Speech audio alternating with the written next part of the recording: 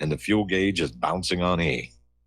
This is one of the most valuable ways you can help RBN financially because you get Commander lifetime membership value that is 50 times your donation and can be passed on forever. How many times during life do you get to leave a legacy? See more details and contact info on our webpage, republicbroadcasting.org, and thank you. Ladies and gentlemen, J.R. Moore here. As most of you know, my regular listeners, I offer energy cleaners for sale at my website. If you don't have a clue what I'm talking about, go to my website, thelibertyman.com, educate yourself about these marvelous healing devices. We focus on pain mitigation and getting a great night's sleep. Arthritis pain, joint pain, back pain, doesn't matter. Keep in mind, I offer from me to you personally a 30-day money-back guarantee. That's what I do. Energy cleaners, $285, shipping included to American zip codes. You can educate yourself all about the energy cleaner right there at my website, the patent application, the wonderful testimonials. Be sure and check out the factory-made fitted mattress pads to go with the energy cleaner.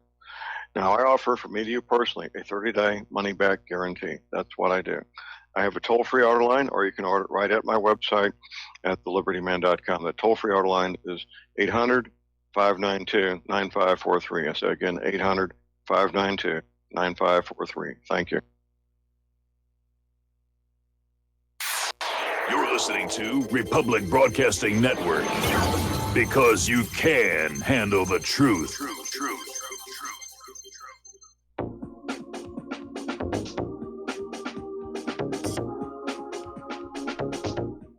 What really happened with your host, Mike Rivero. You're listening to the Republic Broadcasting Network, where you'll find out what the Fukushima's going on. And aloha, America. Welcome to our show today. It is Friday, November 9th, 2018. Thank goodness it's Friday. Thank goodness it's Friday. Thank goodness it's Friday.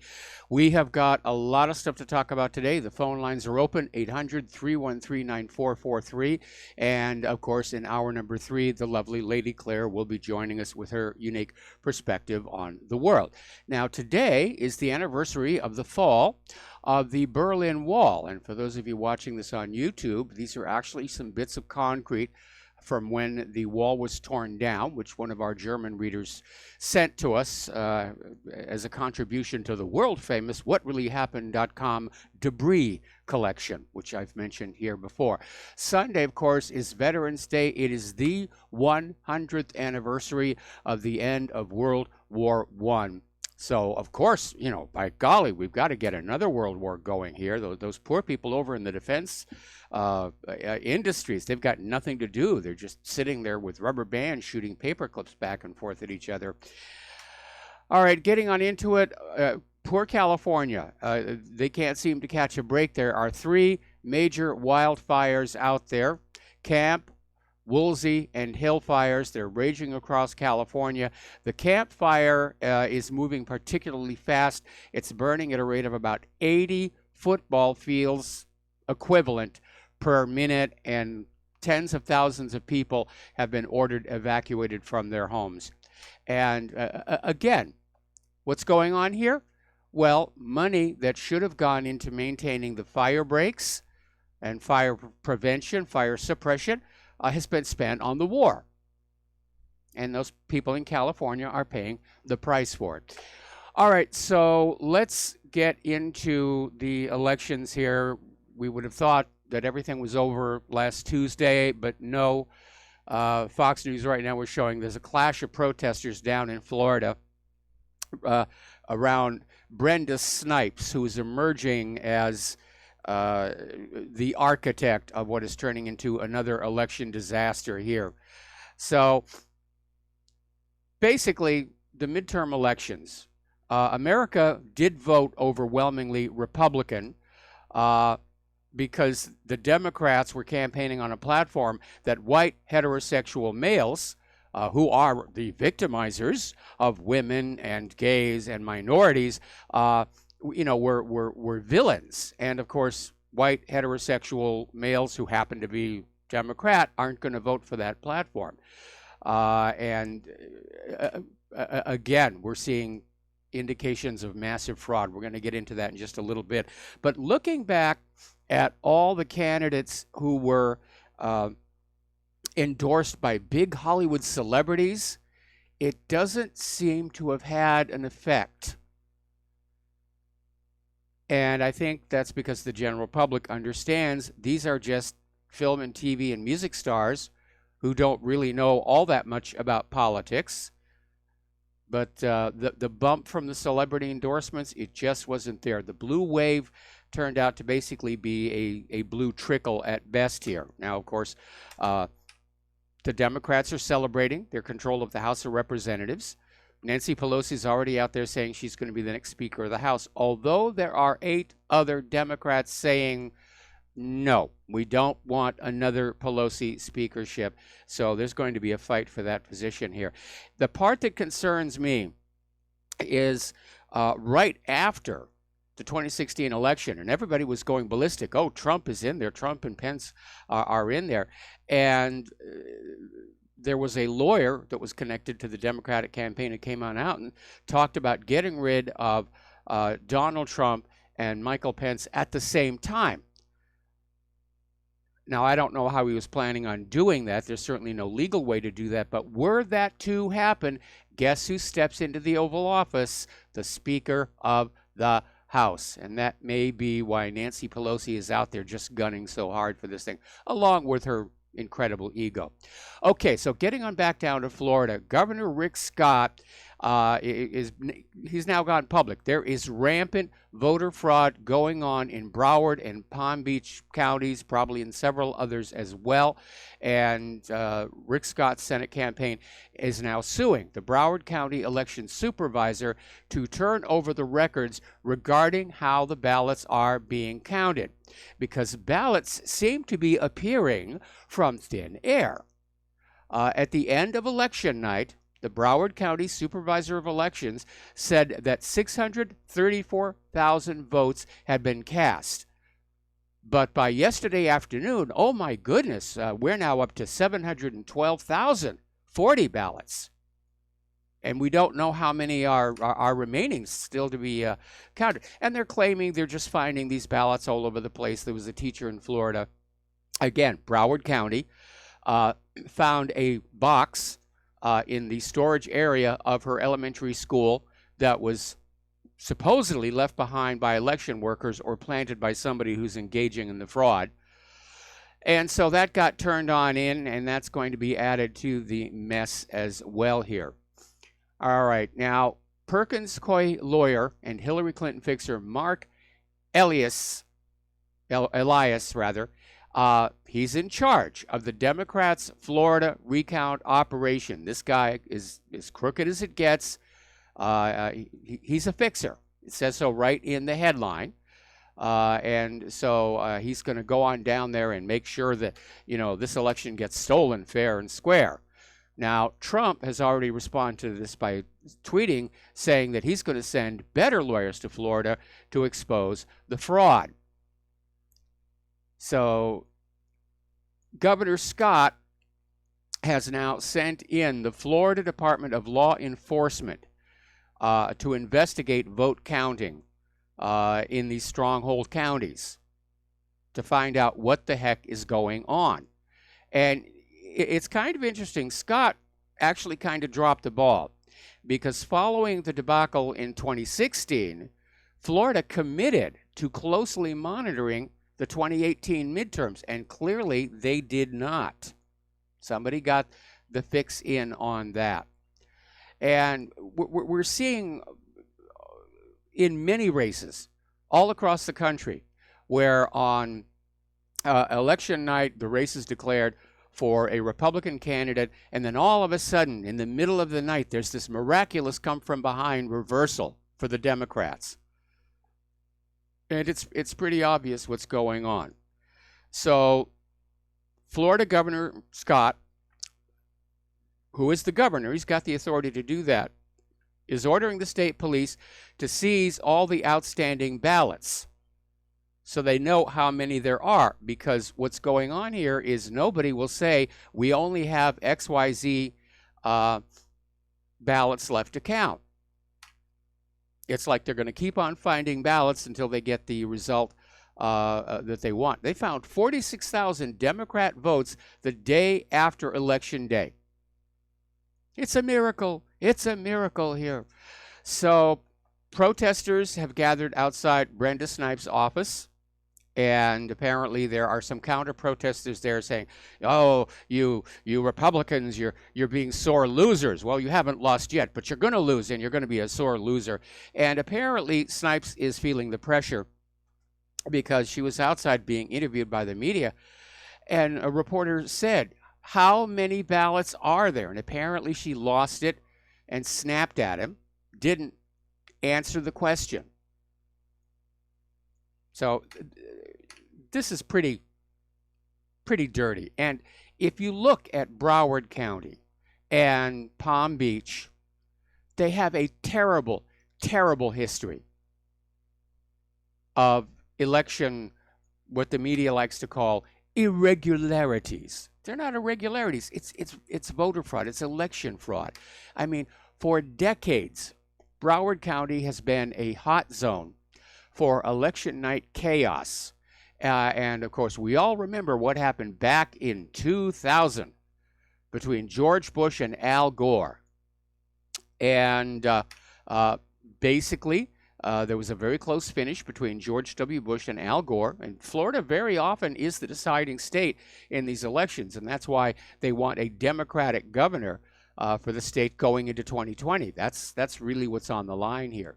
So you had this issue of the so-called dangling chads, and the Gore campaign pushed for manual recounts in 4 Florida counties, and the recounts were all being handled differently, different definitions for what constituted a legitimate ballot.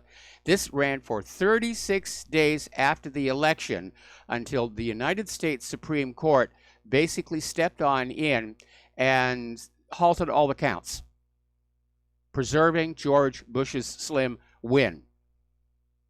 I mean, this was such a spectacle. In 2008, there was a TV movie made called Recount. Stellar cast: Kevin Spacey, Bob Balaban, Ed Begley Jr., Laura Dern, John Hurt, Dennis Leary. And it was all about the events that were down there. And you can see bits and pieces of it over on YouTube, and it may be out there on Hulu. But somebody in TV programming has to get this up, as a preview of coming attractions, because we're clearly going into a repeat of this. So back in 2001, Miriam Oliphant was the county's election supervisor. It's an elected office. And her first election started with 25 Broward precincts opening late. Workers failed to show up. Machines broke. Hundreds of uncounted ballots were later discovered. This is endemic. To me, there's a pattern. It's deliberate here. Apparently, a year later, more mail-in ballots, 17,245, were returned as undeliverable than were cast. Now, at that point, then Governor Jeb Bush removed Oliphant from the office and appointed Snipes to the position. The Washington Post reported that going into the 2004 presidential election, Florida was once again expected to be a decisive swing state. And as Election Day approached, Snipes blamed the U.S. Postal Service for losing 58,000 absentee ballots. Then she backpedaled and said only 6,000 ballots were gone. Postal officials said, no, we didn't lose anything at all. And then Snipes' office dropped off 2,400 absentee ballots at the post office on a Saturday before the election, after the mail carriers were already gone for the day, meaning there was no way those were going to actually get delivered. She just wanted to be able to say, oh, we took them to the post office. We don't know what happened to them. Going on back to 2016, remember Democratic Representative Debbie Wasserman Schultz was facing a primary challenge by a Bernie Sanders-backed candidate named Tim Canova in Florida's 23rd District. Canova sued Broward election officials in order to inspect the physical ballots in the race, but Snipes' office had destroyed all the physical originals of the ballots. All they had left were the computer records. This is a violation of a federal statute requiring congressional ballots be saved for 22 months after an election. So,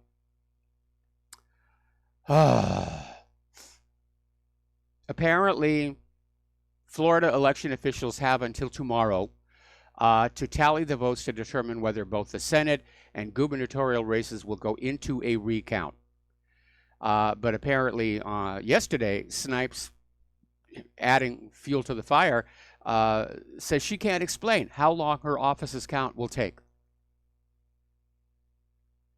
GOP chairwoman Ronna McDaniel basically came on out and saying the Broward election supervisor has been pulling stunts like this for years, and we're not going to let her get away with it.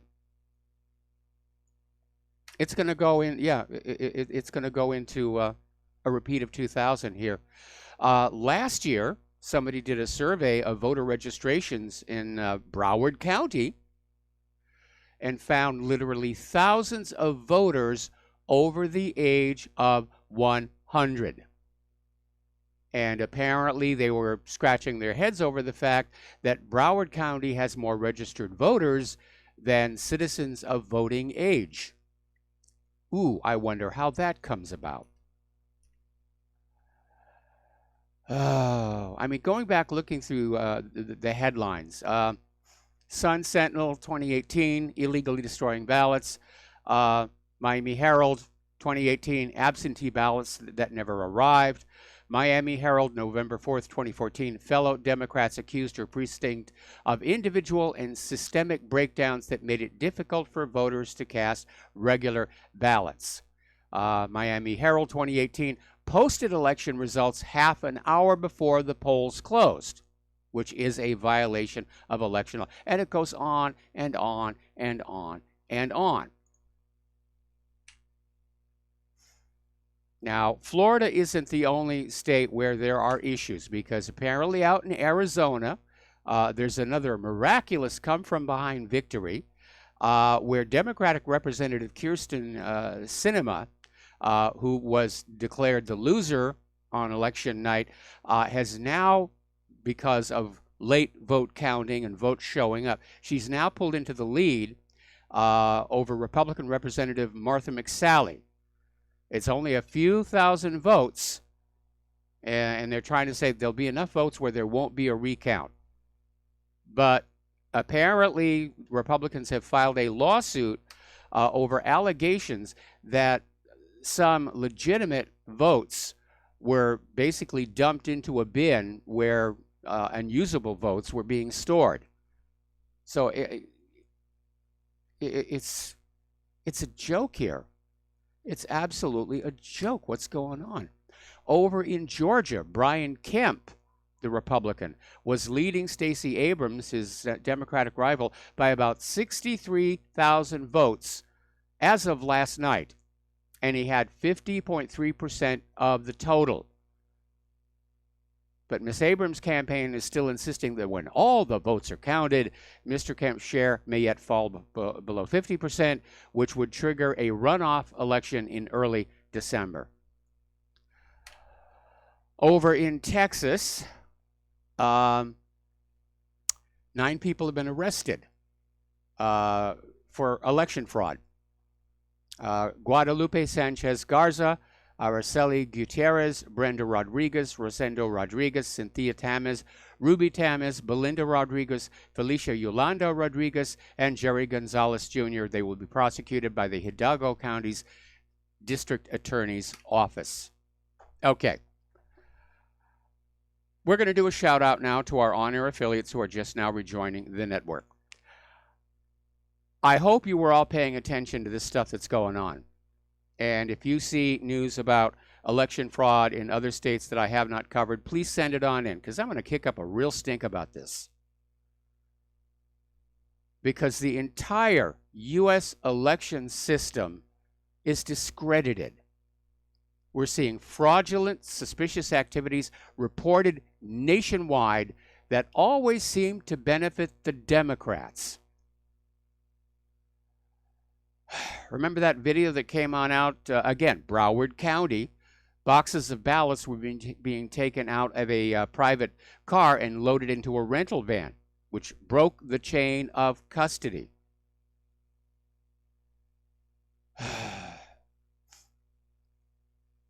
So, anyway, in one recent election, Philadelphia had more votes than voters in the district.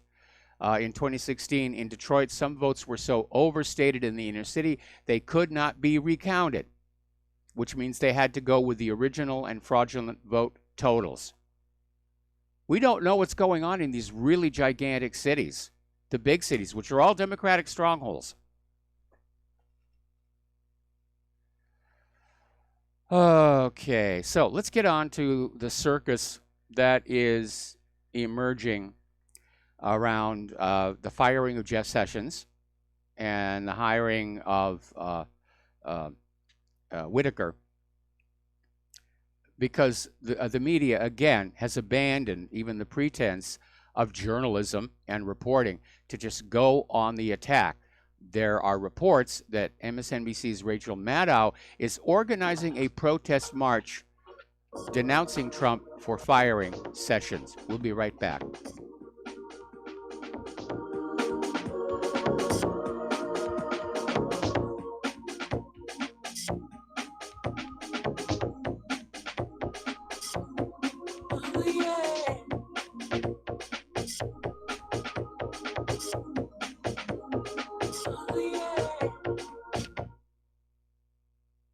The First Amendment in the Bill of Rights limits the government's power by ensuring freedom of speech and preserving the rights of the people. Every day that passes, our rights gradually slip away. It's time to take a stand and let the government know we're tired of losing our rights. LibertyStickers.com will allow you to express your rights and allow millions of people to see you stand up for what you believe in.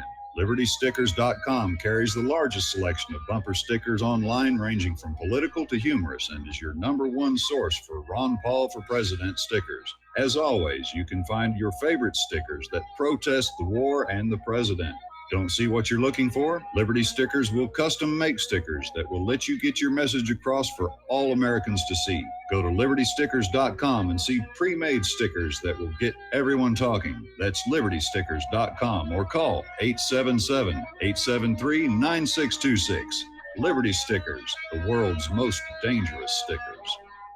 Folks, we're living in a world the likes of which we've never perceived any clearer than we do now. The plan for global governance has been in the works for generations and would have likely been achieved by now, but for the fact that the globalists left open their Achilles heel. With all their tools, Federal Reserve System, fiat currency, no child left behind, and then Common Core education introduced to our schools to dumb us down, vaccines, pharmaceuticals to lobotomize us, GMO foods, insertion of compromised or bought and paid for politicians, judges, mainstream media propaganda, all pieced together like a puzzle designed to ultimately bring the world under submission. But with all their strategy, they forgot one thing: knowledge. And knowledge is power. With knowledge, their bombardment is nullified. Folks, with that, as brilliant and knowledgeable as you've become, among the wisest audience of any radio audience in the world, and you are, I want you to take a moment to reflect and ask yourself, how much of that knowledge did I obtain from Republic Broadcasting Network? How high has my consciousness been raised since I've been a listener? How fast am I now able to discriminate truth from fake news by being a Republic Broadcasting listener? How clear am I now able to see the world since I've been listening to RBN? Ask yourselves those questions, folks. Then ask yourself, what is that knowledge worth to me? Like my morning coffee, how would I survive without it? A voice of truth in a sea of lies. Do we not all need to make sure it survives? Like public broadcasting, we are now finding we can only survive with listener support. Censorship, advertisers being attacked, truth itself being attacked. It's the only way through this. We at Republic Broadcasting humbly ask you to become a supporter. Look at your budget and make a determination of what Republic Broadcasting is worth to you and what you can afford on a monthly basis. Go to republicbroadcasting.org and pledge 20, 30, 40, 50, if possible, 100 a month or more if it's affordable. Click the donate button and become a regular monthly donor. Assure both us and yourself that Republic Broadcasting truth will continue to flow like that morning coffee. The network thanks you.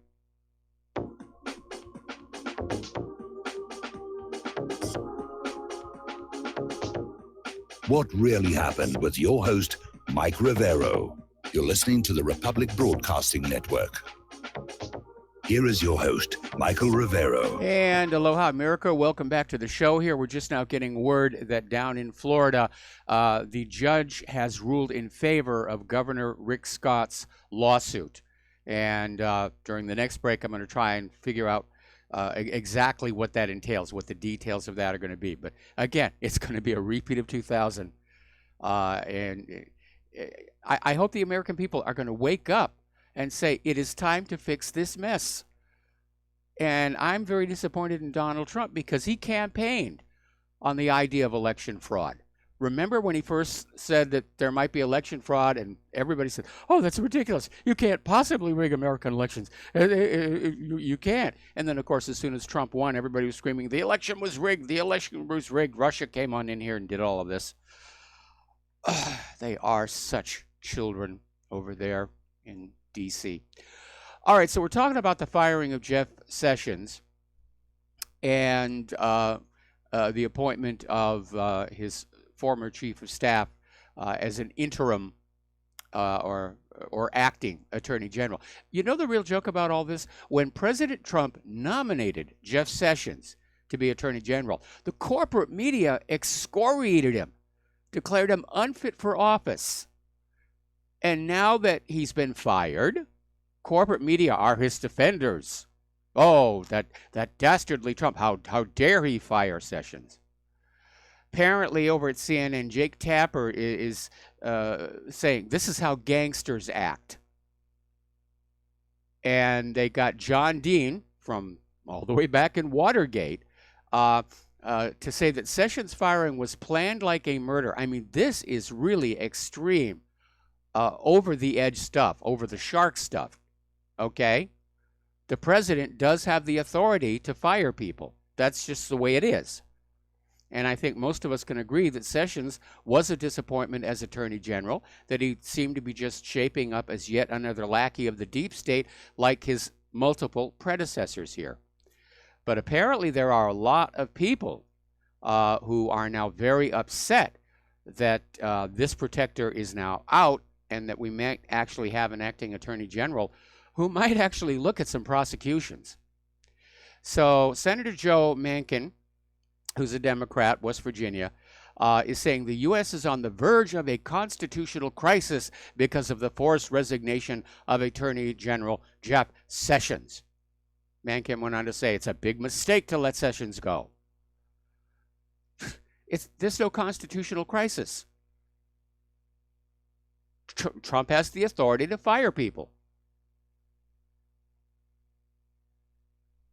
That's it. They're really trying to fan that. What do they think they're going to do? Force Trump to bring Sessions back on in, or basically force Trump to appoint a new attorney general who is more amenable to continuing all the crime and corruption that we see here?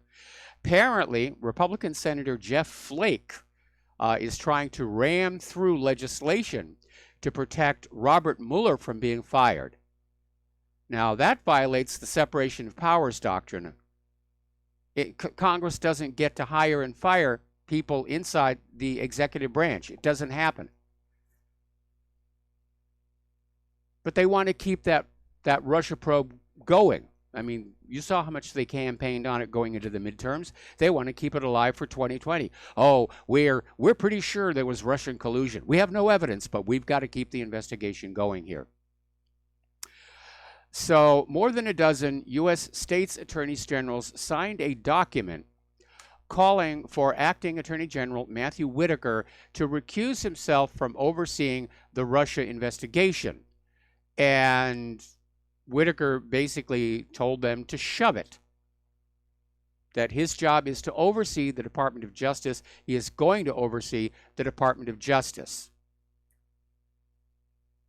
And, of course, that got Senate Minority Leader Chuck Schumer on the warpath, also screaming, yes, Whitaker should recuse himself because he's had previous comments that he thinks this investigation is going nowhere, and that reveals a deep bias. The investigation is going nowhere. All this money, all this time, they found nothing. They just constantly flog this dead horse to the point where you can't even recognize it's a horse any longer, and get the corporate media to say, oh yes, the investigations are continuing. That's the story. We're still investigating. We know that any day now, any day, we're going to bring down Donald Trump. Now, somebody has already organized a protest in New York City against Trump for the firing of Sessions. And it wasn't a particularly large crowd, but it was notable for having all those professionally printed signs, which is always a dead giveaway when you're dealing with a rent-a-crowd. The other day, George Conway wrote an op-ed in the New York Times critical of the president, and basically saying that making Matthew Whitaker the acting attorney general was unconstitutional and illegal. Now, mind you, this guy's a lawyer, and the co-author of the op-ed was a lawyer. They should know better than that. The president is allowed to make interim appointments pending confirmation of a nominee by Congress, because the job has to get done. Trump has already dismissed this guy as saying he's just seeking publicity. Pathetic bid for attention. We'll be right back after these few words.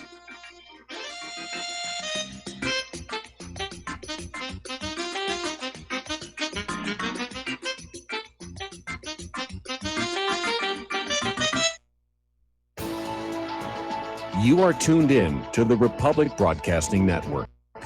Visit our website by going to republicbroadcasting.org.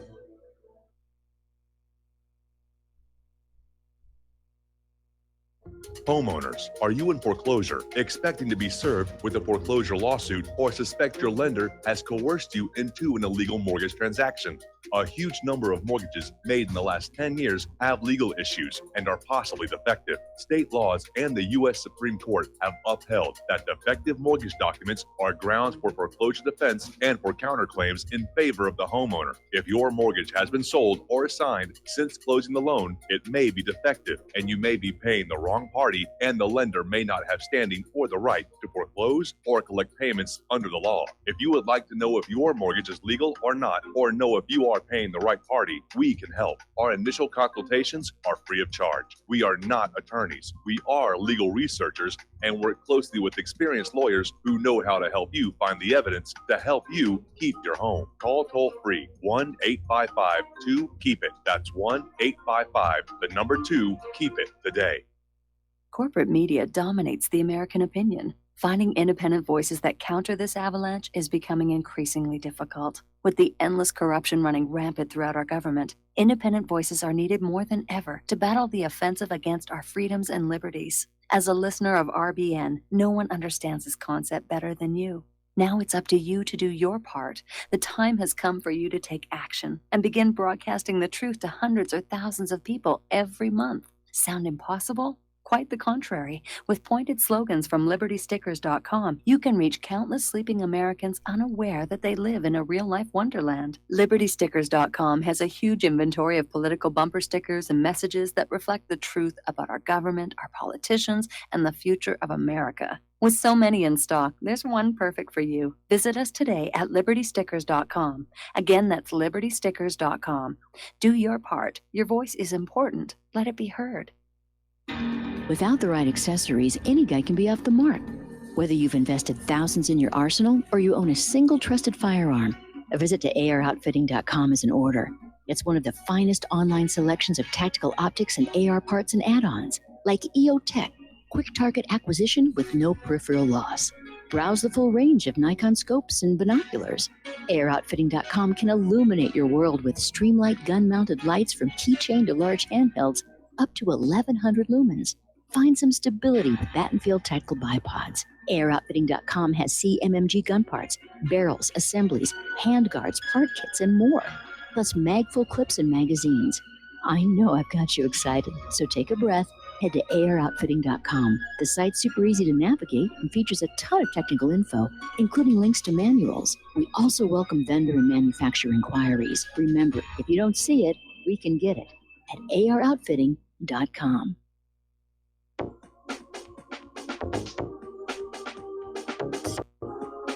What really happened with your host, Mike Rivero.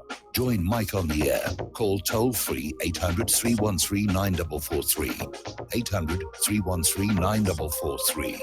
And aloha, America. Welcome back to the show here and getting on back to the elections here. Governor Rick Scott's lawsuit in Florida was to basically force the supervisor of elections to open up all the records. The judge ruled in favor of that, saying that it has to happen before 7 p.m. tonight. The idea of being able to go on in and look at just exactly how many votes were actually cast versus how much were counted. They're going to do an eyeball check on all of this. Somebody apparently got on video a car pulling up to the offices of the supervisor of elections and getting a large box out of the back and carrying it into the building. And of course, the obvious question is, are these more Democratic ballots that are being manufactured somewhere? So it really is crooked. Now, apparently out in Arizona, they're now officially saying, yes, there's election fraud. The Arizona Republican Party is accusing Maricopa County Recorder Adrian Fontes of premeditated destruction of evidence following voting irregularities in the election. It's not an irregularity, it's a fraud. So the Arizona GOP has now filed their own lawsuit. Okay. Now, getting on back to this thing. The other day, we reported on a story that said Ruth Bader Ginsburg, who is recovering from a bad fall in her office right now, might be stepping down from the Supreme Court in the near future. And it prompted a strong reaction from somebody who said, oh, it's got to be fake news. It's got to be fake news. Okay, well, you know, there's a lot of that out there, and we have to be very careful. But I'm now getting this from multiple sources that Ruth Bader Ginsburg cancer has returned. She's had 2 different fights with 2 different kinds of cancer. Both had gone into remission. Apparently, they're out of remission, and obviously, she's got to focus on her health. So, again, it looks like Trump is going to have a chance to nominate another Supreme Court justice, and we get to go through that whole Brett Kavanaugh circus all over again. All right, Ocasio-Cortez, still playing the victim card. She won her election, or she succeeded in stealing, and now she's crying poor mouth because she has to live in Washington, D.C. for 3 months before she actually starts getting her congressional paycheck, and she doesn't have the money for an apartment. So she wants people to set a GoFundMe page. The hand is out. She's begging. Okay. Let's see. Ooh, another one. A judge just found Broward County in violation of the Constitution. That came out on top of the order for election officials to comply before 7. And yeah, it's coming in from all over. In 2000, it was just Florida.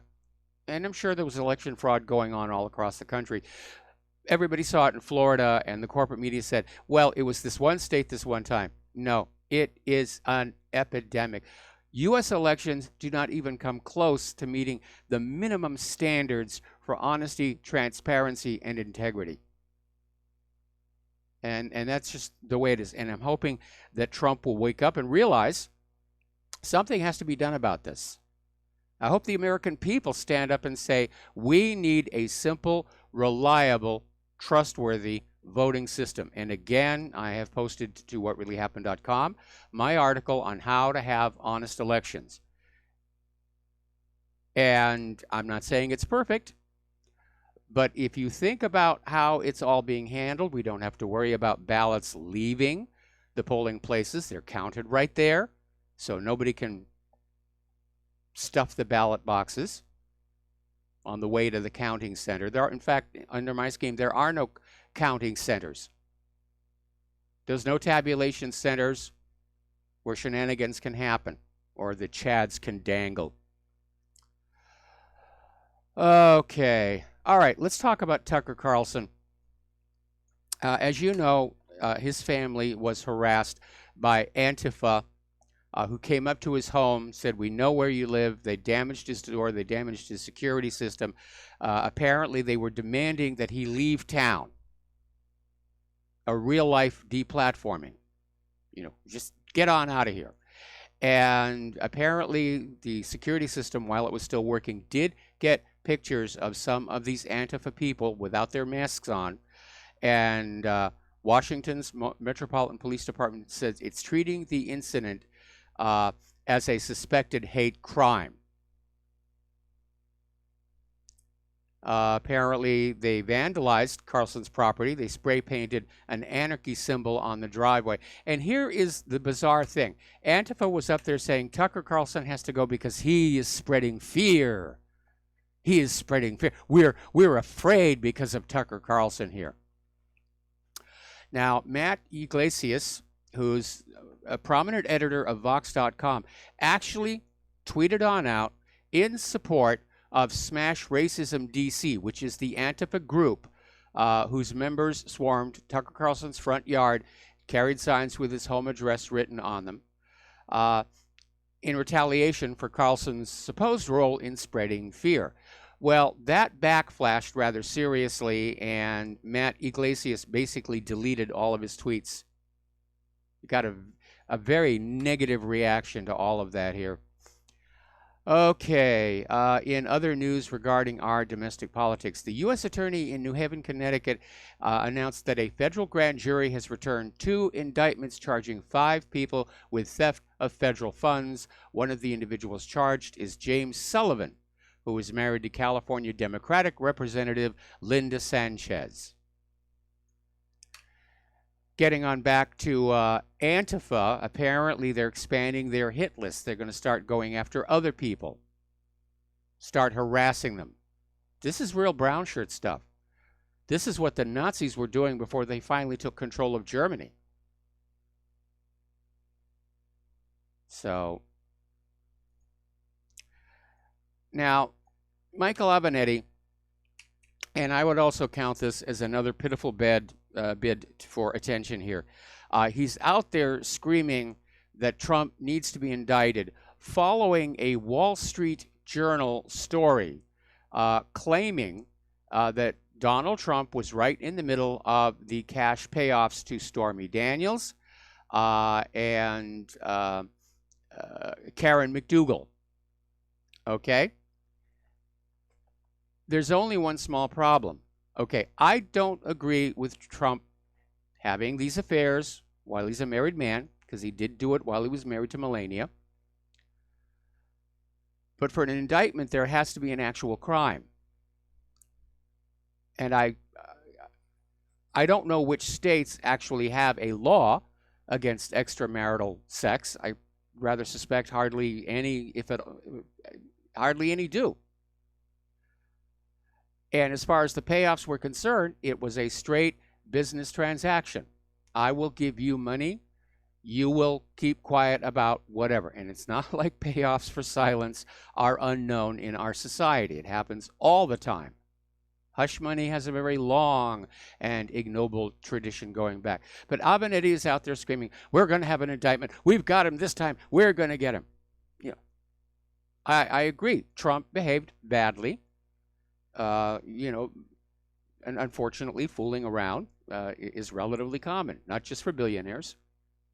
Roughly half of all married people fool around. That's the statistic. And who wouldn't be tempted by a Playboy bunny or a porn star? So anyway, Avenatti's out there jawing about it. Got to be a real crime before you can have an indictment. You got to have a real crime before you can impeach. And I think that's one of the reasons why the Democrats are trying to reverse the election results on so many Senate seats. They're trying to basically narrow that edge to get the impeachment agenda going again, forgetting it takes a 2/3 vote of the Senate to remove from office, and they're never, ever going to get that. Now, a while back, there was this Georgetown University professor, C. Christine Fair. she tweeted out Republican men should be castrated. Now she's on administrative leave because of that violent tweet. And now she's out there tweeting again. And according to the Washington Free Beacon, basically is calling Fox News terrorists. The rhetoric is getting so over the top, and it does make it impossible to actually have any kind of a discussion, a reasonable discussion, to try and bring the country together. And obviously, from the liberal point of view, they don't want to see that happen. They want, a liberalized America, a socialized America. And they want conservatism to be utterly gone.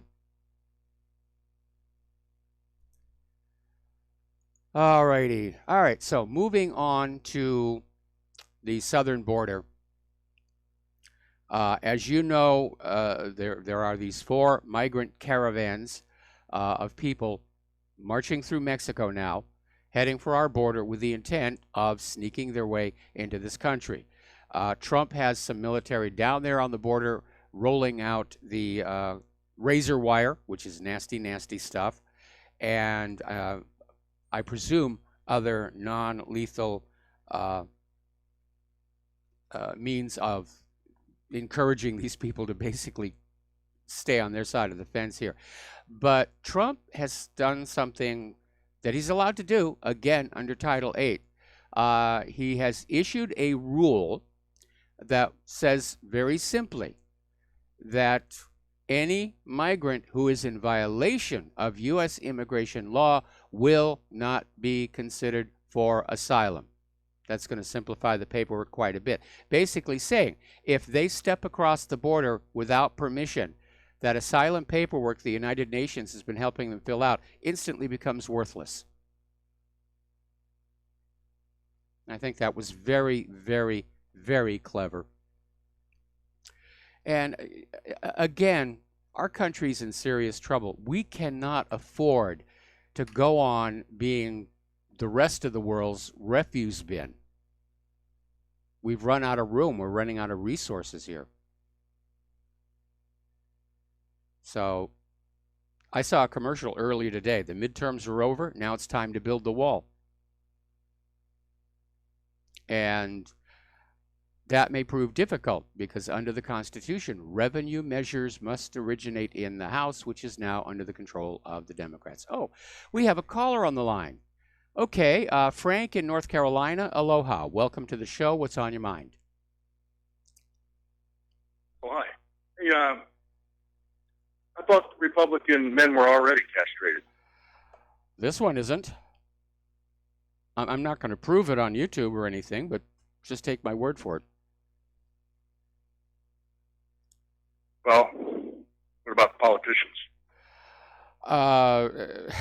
Well, I don't know. If you look at all that hush money that's being paid out by Congress to the congressional interns, I would say that right there suggests that the members of Congress are in good working order. The gay male pages? Sorry? The gay male pages? I think it crosses all categories. The female pages, the interns, the clerks. They spend a lot of money. Yeah, they spend a lot of money. I tell you what. And it's rather ironic. It's rather ironic that so much hush money is being paid out on behalf of members of Congress. Nobody thinks it's a big deal, but Donald Trump. Everybody expects it. Yeah, but Donald Trump pays hush money to this porn star and this Playboy. I think she was a centerfold at one point. And it's this big thing, and Avenetti's out there screaming indictment, indictment. Well, they sure won't stand up to AIPAC, that's for sure. No, they haven't done that. AIPAC's got their numbers. Okay? Hello, Frank? Are you still there? I guess not. Okay, we're going to let him go. And getting on back to the news here. Today, And maybe this is to sort of report on something that isn't the election meltdown in Florida and Arizona and Georgia, and who knows where it's going to be tomorrow. This thing could spread like the California wildfires. They're going back and they're doing more reporting on this shooting that took place out in Thousands Oaks. And they're saying that they still can't find a motive. Now, you've probably seen on TV this shooter, Long, was streaming the event, I think, to Instagram and commenting on it. And there was this Facebook post that came on out and said, "I hope people call me insane," laughing emojis. "Wouldn't that be just a big ball of irony?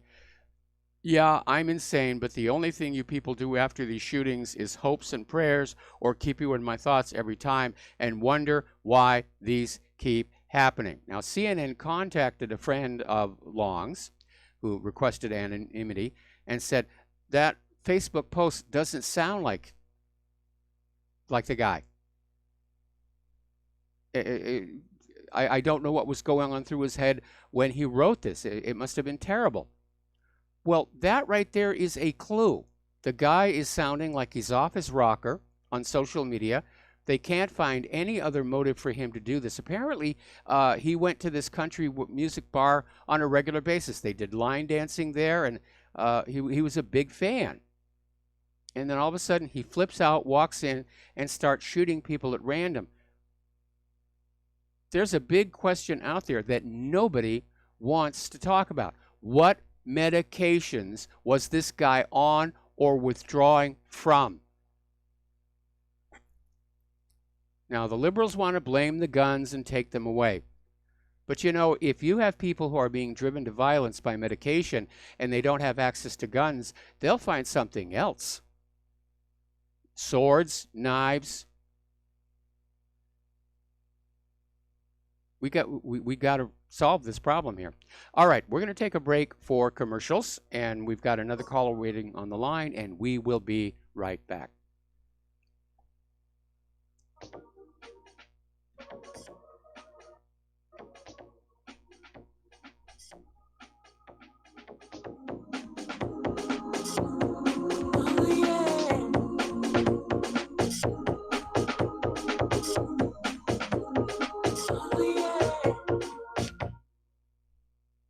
I'm getting older and noticing that my body just doesn't work as well as it used to. So I like to keep fit as possible by hitting the gym a few times a week. Recently, I started having a nagging bicep pain, and it got so bad I couldn't even lift the weights. When I was complaining about it to a friend, he told me about Angioprim. He said chelation helps remove toxins, heavy metals, and cholesterol in veins and arteries that may cause blockages. You know, after just 1 week of taking Angioprim, the pain was gone, and now I'm back in the gym full strength. Scientific research proves the active ingredient in Angioprim has superior oral chelation action that helps promote cardiovascular health. So to learn more, go to angioprim.com. That's ANGIOPRIM.com, or talk to a trained consultant. Call Angioprim toll free at 877-882-7221. You'll feel better with more energy. Call 877-882-7221 or go to the website angioprim.com. This is too good to be true, except this time it is real. 100%. No joke. How about a $25,000 membership to Front Sight Firearms Training Facility as a thank you bonus for a one-time donation to RBN of only $500? It is a Commander lifetime membership with no yearly fees or dues. The training is free for the rest of your life with over 50 different classes. Then leave it to your designated beneficiary. You provide the approved firearm, holster, ammo, eye, and ear protection. Many features and bonuses are included, more than you would ever expect or believe. This is the ultimate graduation present, wedding gift, etc., etc. See the details. Go to RBN's webpage and frontsight.com to make it happen. You will hear this offer only on this radio network. Help keep RBN alive. Tell 5. Many people write us about their experience with Extendivite. Allow me to read you a few from Amazon.com. By Mel. Great product. My husband and father-in-law use it regularly. Both my husband and father-in-law have had significant change in their blood pressure and overall health. By Amazon customers. It works for me. Return to buy the tincture and the capsules as they were on sale during February. Unlike some other products, this one worked for blood pressure and occasional irregular heartbeat. Extendivite produced noticeable results after just 2 bottles, a 4-month supply. I take Extendivite 3 times a day, every day. I think the supplement has helped with my increased fitness regime and to lower my blood pressure. Tell us your story. Get Extendivite today. Call 1-877-928-8822 or visit heartdrop.com. Extend your life with Extendivite. When all this twisted steel was swept away,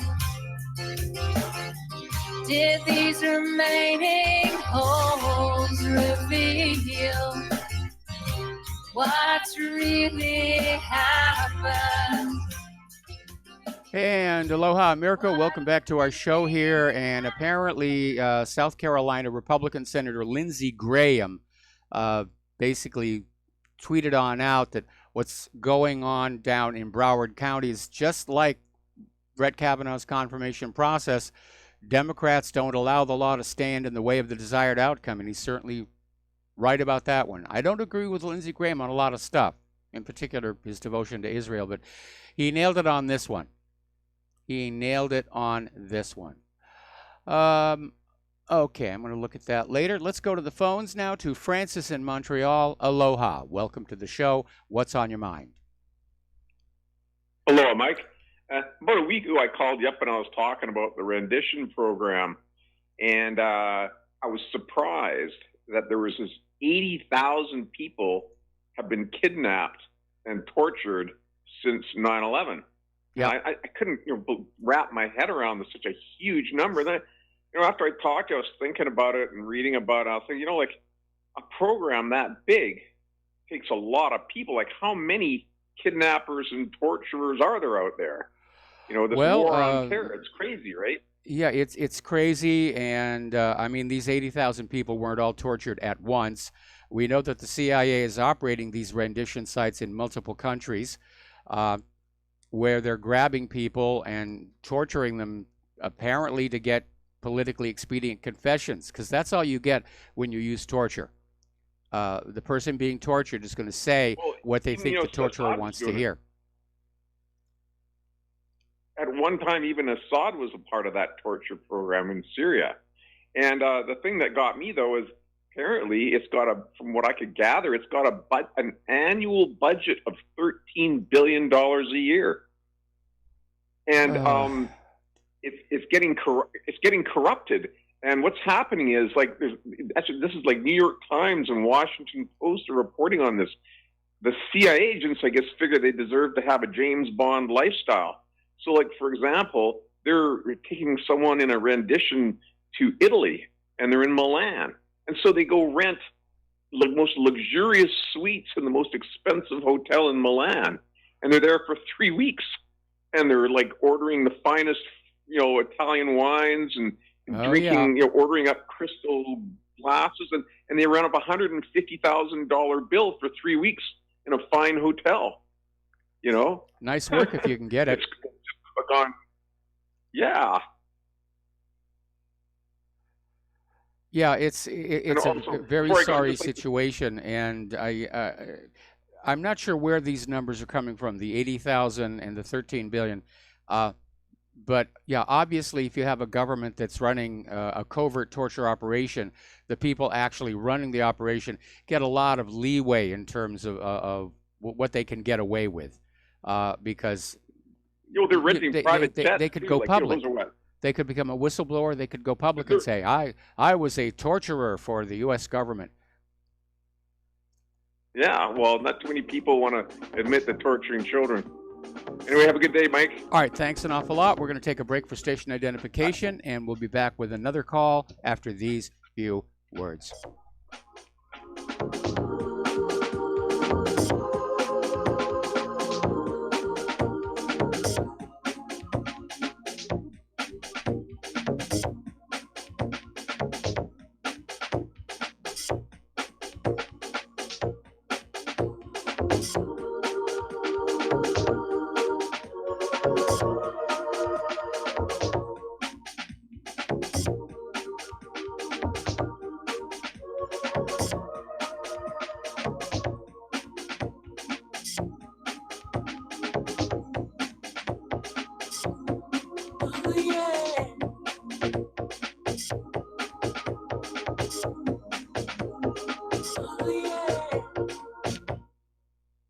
This is too good to be true, except this time it is real. 100%. No joke. How about a $25,000 membership to Front Sight Firearms Training Facility as a thank you bonus for a one-time donation to RBN of only $500?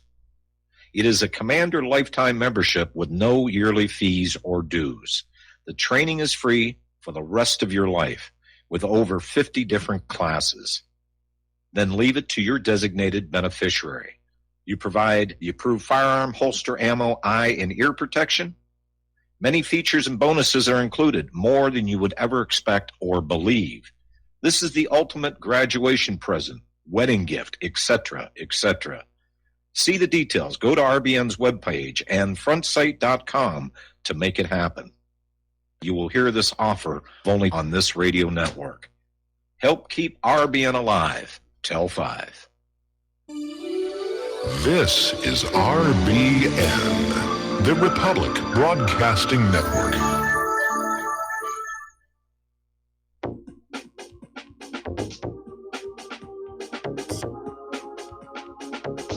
What really happened with your host, Mike Rivero, the history the government hopes you never learn.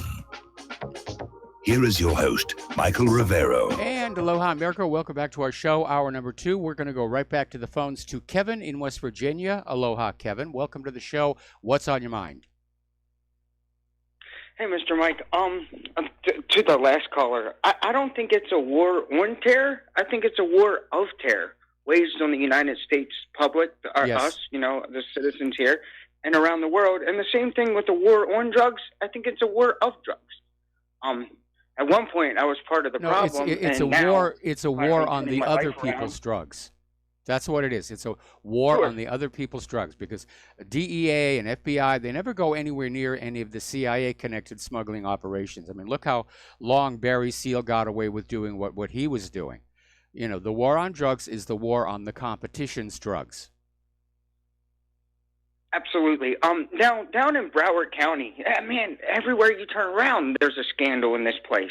Yes. Look, to me, I was listening to a little bit of Roger Stone's feed earlier, and I thought I heard him say it's 18-wheelers full of ballots that are all 100% Democratic. Now, I may be wrong there, but that's what I thought I heard. Well, I think he may have been exaggerating to make his point here, but apparently it may not be too far off the mark. Based on that video that surfaced about somebody putting a box of ballots out of a personal car and into the rental van, and more recently this video from earlier today about somebody just carrying a box into the election supervisor's office. You need to understand there are very strict rules for how the boxes of ballots are to be treated to maintain chain of custody and to, in theory, prevent foul play. And again, if you go back to Hacking Democracy, the documentary from HBO, one of the funniest things that they have in that is Bev Harris is checking out the seals that are supposed to be on the boxes of ballots in this election.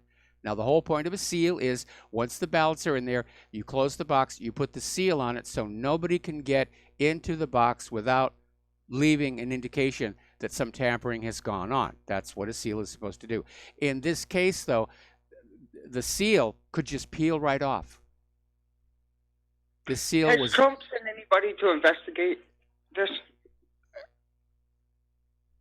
Well, he's going to send a bunch of lawyers down there, but I'm hoping this incident is going to get him off his duff and get the American people off their duff and demand that we get a new election system that follows some standards across the country, we get some anti-election fraud laws with some real teeth in them, because this is a national disgrace. Absolutely.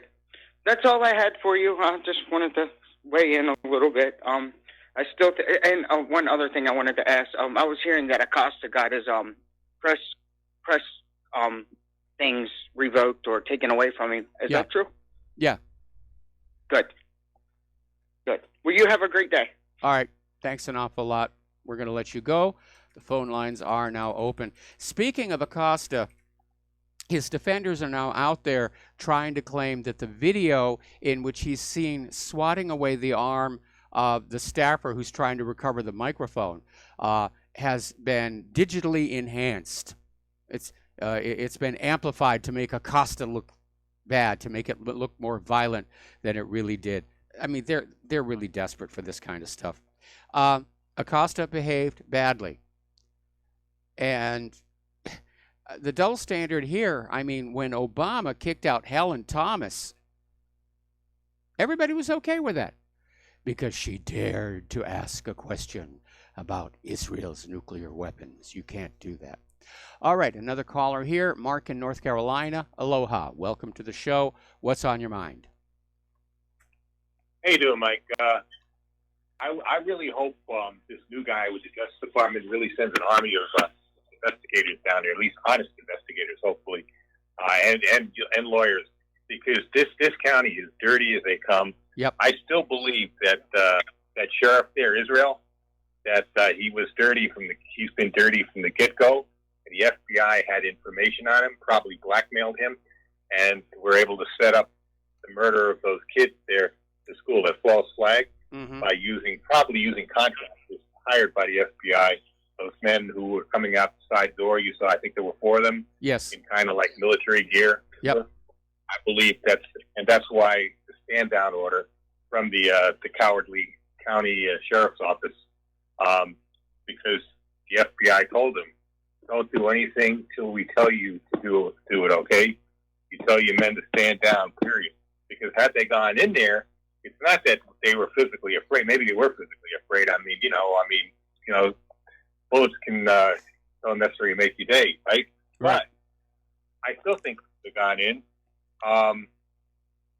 But the problem was the FBI knew that if they went in there, they would see who was really doing the shooting. It wasn't that little kid Cruz, that skinny little runt Cruz. Yep. It was these tactical units, whoever they were.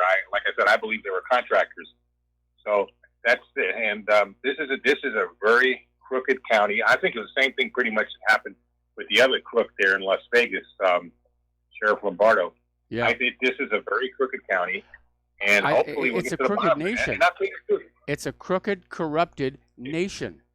I mean, unfortunately, there is no more good government. There's no more honest government. It's all these opportunists and sociopaths and money junkies just warring with each other for what remains of the nation's wealth. And yeah, when you have a corrupt government, you soon learn that being equally corrupt yourself is the only path to advancement. And so we're living in a situation that if somebody wants to be a sheriff or at the top of the FBI or the Department of Justice, they're going to have to make that moral choice and say, I got to go along with the real power brokers behind the scenes who are, selling drugs into this country, and they're committing economic fraud on the American people. And you go along with it because you get a very comfortable lifestyle doing it. Well, they have been honest sheriffs. Clark is one in Milwaukee. Yes. I believe he's honest. Of course, Sheriff Mack, you heard of him, right? Yes. Mack, an Arizona sheriff. He's on. But they don't get very far. You know what I mean? That Sheriff Mack, I don't think he's, he tried to run for Congress, I know, and he didn't get very far either. Because people don't appreciate somebody like that, a real constitutional peace officer. Or the election was rigged against him. Probably was. Probably a combination of both of those things. And Sheriff Clark, of course, Trump didn't want to select him for FBI chief, and I think we'd be in a lot better shape had he done that, either FBI or DHS. And that's the unfortunate thing, because the sheriff at least is elected by the people, unlike a police chief who's just a total political hack appointed by another political hack. But it really is a shame. But the thing is this: now hopefully we do have some kind of an honest attorney general, and maybe we will get to the bottom of things here in both Howard County and wherever and in Arizona. By the way, I don't care. You know, maybe they don't deserve another senator. Both of them just go without a senator for a few years, because this thing may be tied up in court for years. You know, so Yeah. you just don't have a senator. Don't complain then when you get certain things you want. And the same thing with the governor of Florida. Hey, maybe there'll be no governor.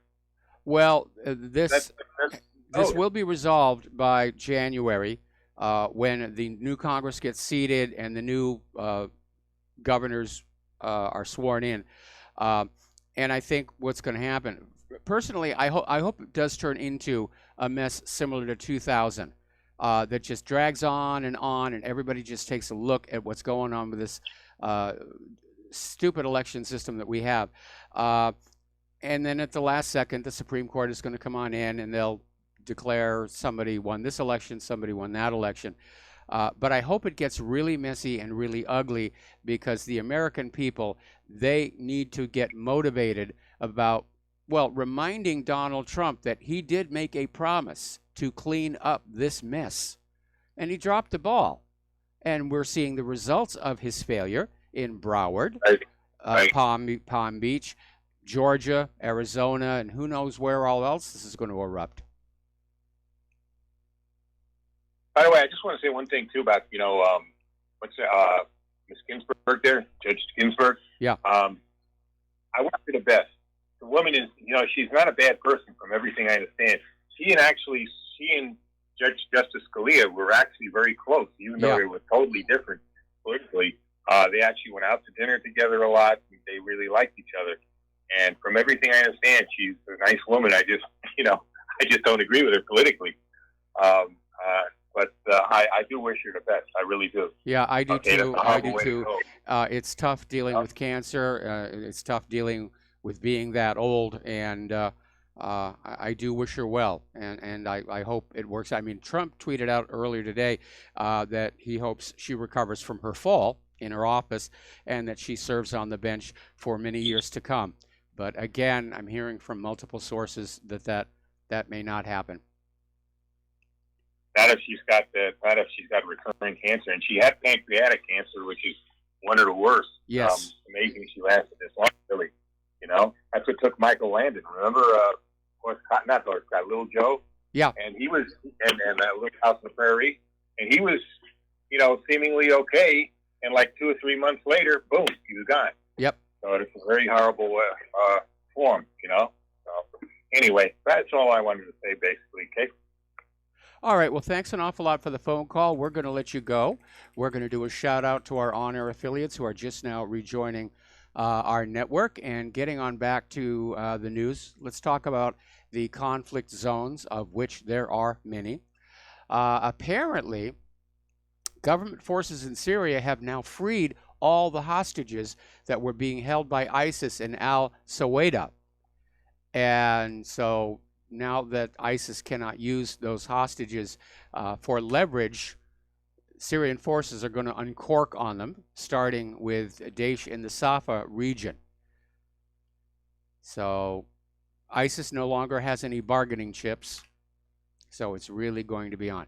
Now, let's talk about Crown Prince Mohammed bin Salman, because a lot of people were thinking after this Khashoggi murder that he might be forced from power. There's a lot of people who want him out of power.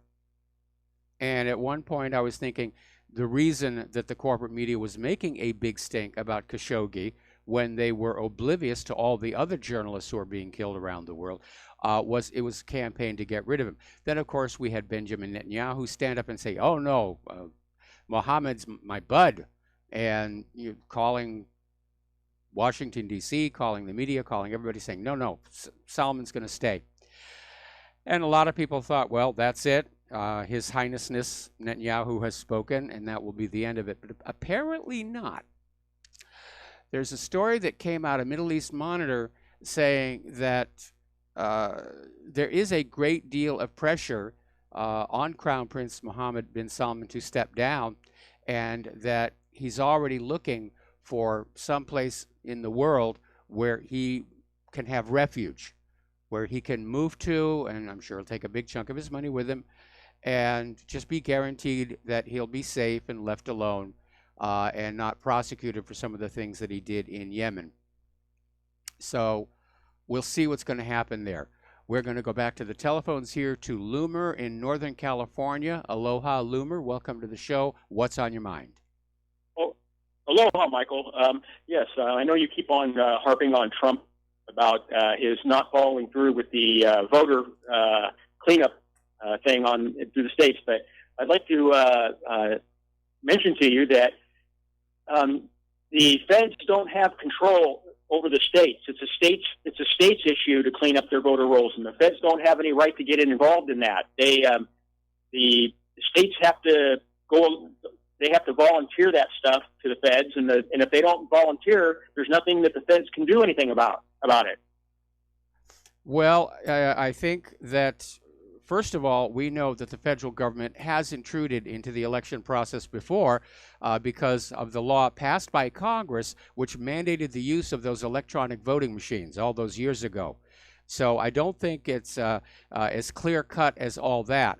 And if it is the state's responsibility to make sure the voting rules are cleaned up and their elections are honest, then there has to be stiff penalties for these election supervisors who fail to do a good job. I mean, one of the reasons we're seeing this supervisor down in Broward, I mean, if you look at all the headlines and the track record, nothing ever happens to her.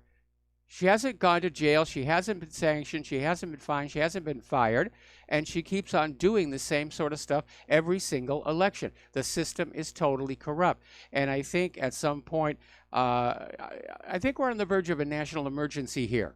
If we, the American people, can't trust that the elections are honest, that is a real problem. And of course, the corporate media is already out there saying, oh, these were all accidents, they're all irregularities, our elections are honest, they're impossible to rig, all the usual stuff they keep telling us, except that we know better than to believe them anymore. Something has to be done. And maybe what it's going to take are the people in the 50 states basically marching on their legislature and say, clean up this mess, because something has to be done. I would agree. That's what's going to have to happen, because Trump went as far as he could. He got cooperation from a number of states, but all these ultra liberal states would not cooperate. So that's why he had to turn it over to the Department of Homeland Security. Well, obviously, the Department of Homeland Security, being a federal agent, is now crossing that line into states' rights to look at the election system. I'm not buying that argument. I don't think states' rights give the states latitude to rig their elections against their own people.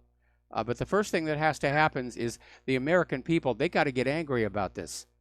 They have to just get mad dog mean about not having honest elections, and they need to basically. I would agree with that, Michael, 100%. I agree with you 100% on that, and that's where it's going to have to start, unfortunately. And I'm one of these people that is already even beyond the. I'm mad dog, mad too, angry also. So I thank you very much for your time, and you have a wonderful day. And tell your wife Claire to have a good day and stay healthy. Well, we're working on that latter one, and, bit by bit, slowly, she is getting better. It's just taking time, and, this was a life-altering injury. There are things that she can no longer do, but right now we just focus on keeping her comfortable. Okay, Fox News is saying that the Democrats are now vowing to investigate Jeff Sessions' abrupt resignation. There's nothing to investigate. Trump asked for his resignation, which Trump has the authority to do. But the Democrats are going to say, oh, my God, Trump was exceeding his authority. No, he wasn't. Not by a bit. Okay, we're going to start another phone call from Dustin in New Jersey. And, Dustin, I'm probably going to have to take you through the commercial break. Everybody thinks Trump is, I don't know, Mike. He still has John Bolton and Mike Pompeo there, and they're making foreign policy, and that should scare the crap out of us, Mike. These people should scare the crap out of us all.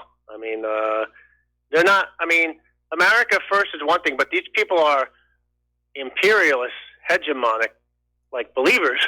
You know, that's the difference. So Sessions, yeah, you know, these people are the real worried. You know, that have me worried. You know, but Mike, real quick, I want to switch gears actually on to Saudi Arabia. With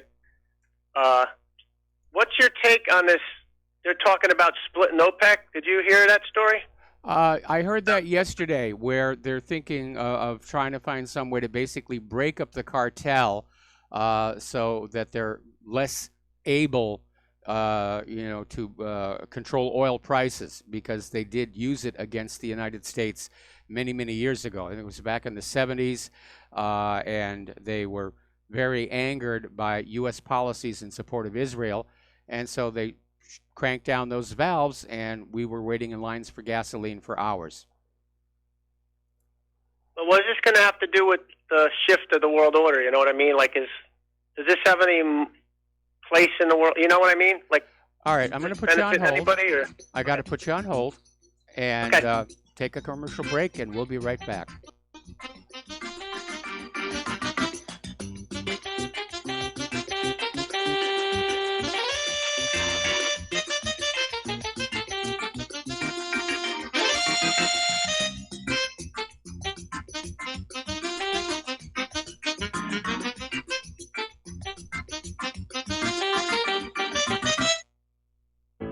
Extendivite, a 7-herb combination of garlic, cayenne, hawthorn, bilberry, ginkgo biloba, valerian, and milk thistle.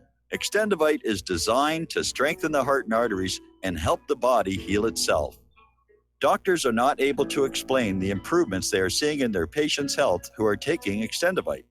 People who once needed more pills are now taking less and getting better. Due to the unexplainable improvements in their patients' health, more doctors are calling to order Extendivite for themselves. Help Extendivite make your doctor a believer. Extendivite is available in capsule or liquid form for just $69.95 for a 2-month supply. To get started, call 1-877-928-8822. That's 1-877-928-8822, or visit heartdrop.com. Extend your life with Extendovite. Attention RBN listeners. Dr. Ignatius Piazza, founder of Frontsight Firearms Training, and fate have come together to allow RBN to run another fundraiser till the end of the year. We didn't really expect this opportunity, but thankfully it's here and running as you hear this. We've set a goal of 500 donations by the end of the year, which averages around 6 per day, 7 days a week. When you realize all the folks listening to RBN all hours of the day and night, we think our goal is realistic and extremely critical to keep RBN on the air. If everybody listening will seriously assess their ability with firearms and then take advantage of this opportunity, we feel our goal is very conservative. Please take the time to look over Frontsight's website to get an idea of an amazing facility and the world-class training that's going on there. If this interests you, you likely will have like-minded friends that would like to know. Tell them. If for some reason some listeners are not personally interested, consider sons and daughters, close friends, nieces or nephews, top valued employees, inform club members, share the opportunity with police and fire departments. It's not too early to plan Christmas presents for special people.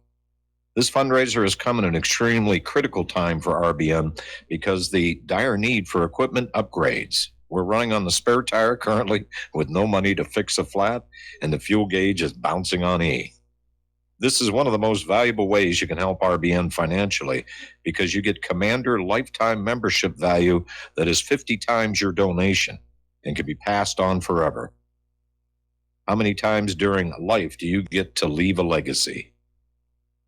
See more details and contact info on our webpage, republicbroadcasting.org, and thank you. We the people, in order to form a more perfect union, establish justice, ensure domestic tranquility, provide for the common defense, promote the general welfare, and secure the blessings of And aloha, America. Welcome back to our show here. And we're talking with Dustin in New Jersey. We're talking about the breakup of OPEC, which is actually focused on Saudi Arabia, which is like a main anchor, if you will, basically breaking off and going their own way. Now, this came out of a Saudi think tank. At this point, it's not being seriously considered as government policy. But one thing that may be happening here is under Crown Prince Mohammed bin Salman, Saudi Arabia is definitely shifting west. They're all buddy-buddy with Israel. They're getting very close with the U.S. And it may be Crown Prince bin Salman's idea that by doing so, that he can get Saudi Arabia off that list of oil-producing nations to be regime changed. Remember back in, I think it was 2003, General Wesley Clark blew the whistle that the U.S. had an agenda to basically conquer all the oil-producing nations in the Middle East and put them under U.S. hegemonic domination. And bin Salman may be thinking, well, I'm just going to go on over and join the winning team, because at some point down the road, these other nations in the Middle East may come under military attack, and you don't want to be tangled up with an OPEC relationship when that happens. So that may be one of the reasons they're considering that. And I got some advice for bin Salman. Okay, if he thinks that by turning his back on the other OPEC nations that he's going to save himself from regime change, I wouldn't trust that. In fact, bin Salman may be out of office anyway by the end of the year. So, Dustin, what's your feedback? Well, just because, you know what, Mike, things are moving, are shifting. Like the world's moving away from the dollar. This is happening. Yep. And, we're getting more unstable. So you just look at everything happening and you just wonder, what's next? And then you have Ruth Ginsburg, who had her fall. And Mike, do you realize these people will motivate doubly now? If Trump's got to put in a replacement for her when she leaves, yep. Because, man, they're going to go crazy. And if you look at what they did to Tucker Carlson's house, exactly right, brown shirt. Mike, do you realize a small group of people in Washington rule over us? This group is even smaller than those, don't you think? But yet they're loud and outspoken, and they tell everybody else to shut up, and we're all scared of these people because they use fear. If they call you a racist, but these people are dangerous. They are. Look at what they did to. This is where we're headed right now, and Yeah. Cambodia and the killing fields. It's pure Nazism emerging inside our country, and it's kind of weird to see this thing. Russia's turning into a modern republic, and we're being dragged down into being a socialist, communist, liberal paradise, which won't be a paradise for anybody. Okay, that's all I got to say, Mike. Have a good show. All right, thanks an awful lot. We're going to let you go here, and we're going to start with RT in Michigan. Aloha. I'm probably going to have take you through the commercial break. What is on your mind? I just got a quick comment. I thought that Homeland Security was in charge of keeping track of what the voting booths and everything and integrity and whatnot, and it seems to me like they failed miserably on that, and just an indication on what they're really capable of, I think.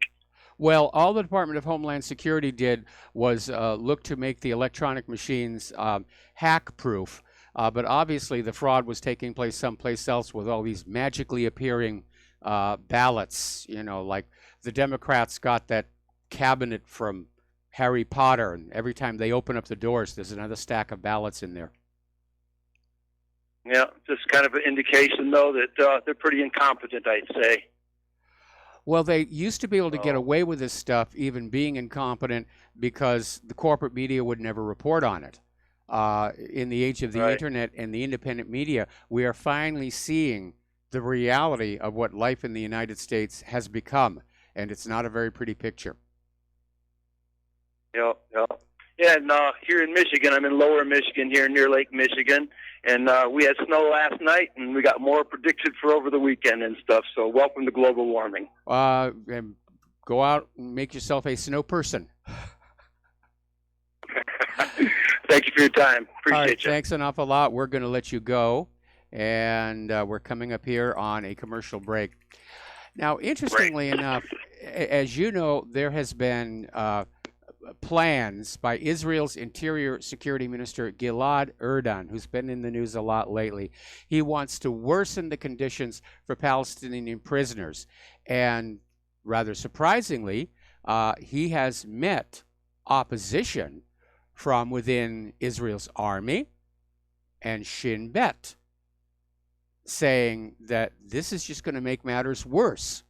It will escalate tensions within the prisons. It will agitate the Palestinian public in the West Bank and Gaza Strip. And let's face it, the world is watching what Israel is doing. And the optics are very, very bad. Anyway, we got to take another break for commercials, and we'll be right back.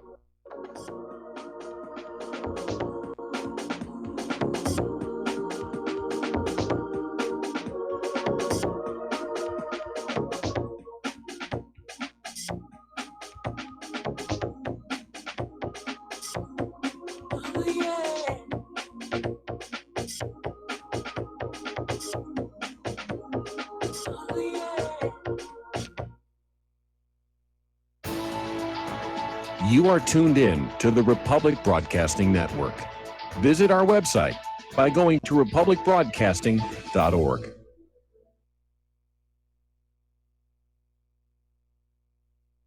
Homeowners, if your lender has gone out of business or sold your transaction to another lender or servicer, you may be the victim of a wrongful foreclosure, resulting in the loss of your home. If you've already lost your home, are in foreclosure, or even in good standing, you can challenge the mortgage transaction's illegal issue, and your property can be restored to you, and your foreclosure can be stopped or reversed, and the mortgage transaction declared unenforceable. State laws, U.S. title codes, the Uniform Commercial Codes, and U.S. Supreme Court rulings have upheld that defective mortgage documentations can reverse or stop foreclosures and enforce property title claims in favor of the homeowner.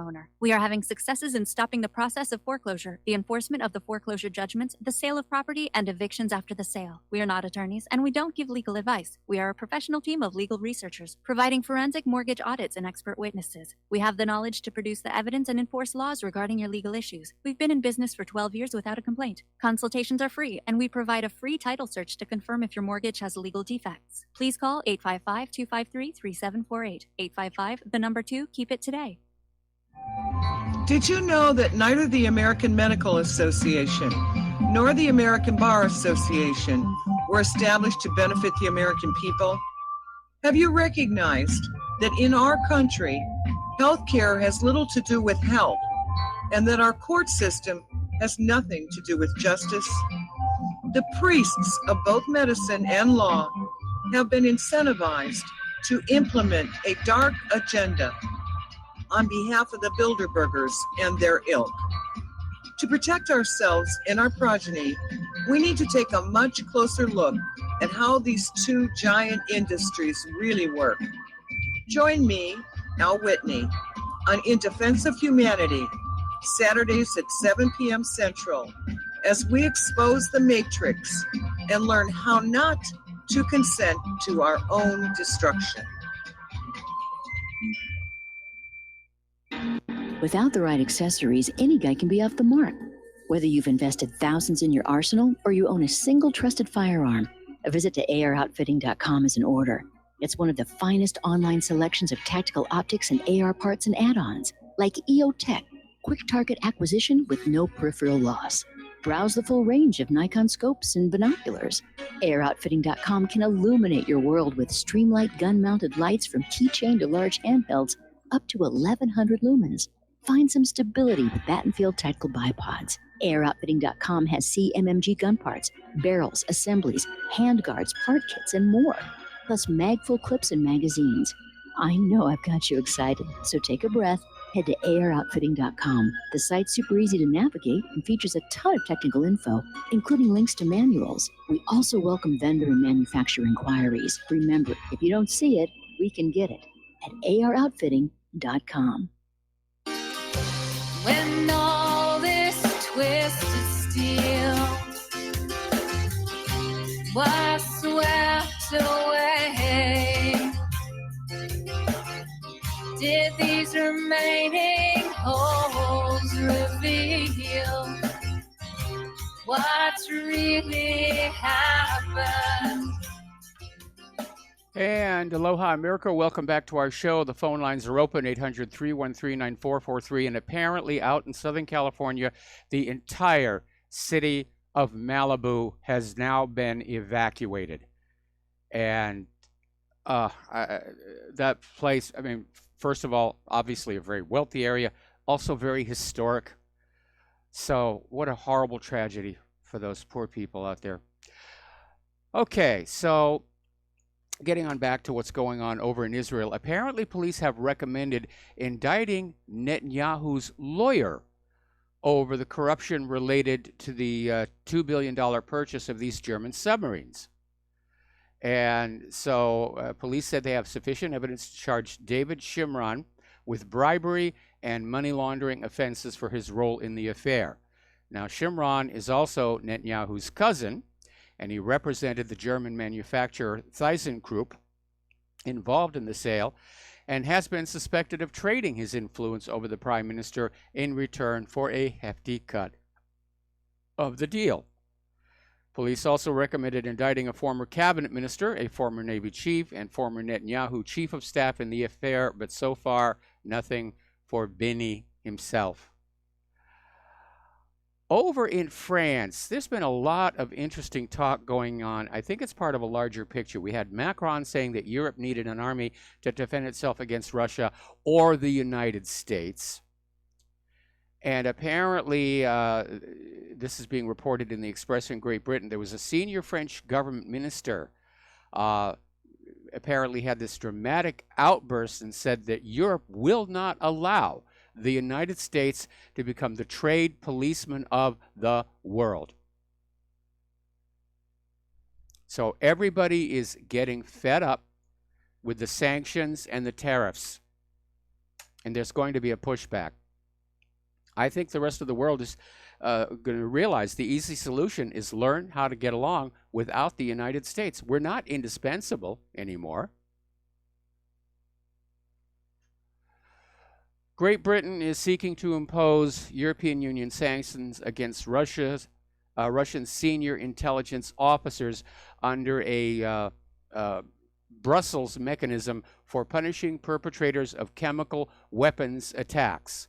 And this all, of course, goes back to the Sergei Skripal affair, which, again, I think what Brussels had in mind talking about chemical weapons attacks is talking about chemical weapons used against an entire population. But Great Britain, they're out there just goading Russia. They're goading Russia. They just want to keep poking at that bear. They want the bear to poke back, and then they can say, see, Russia's being aggressive here.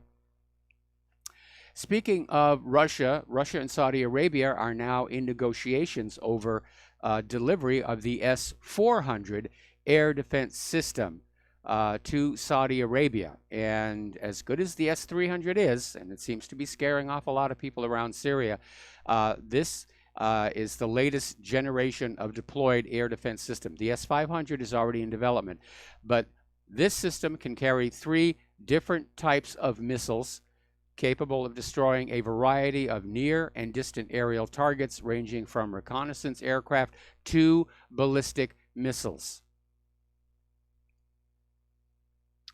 So Saudi Arabia is getting new toys.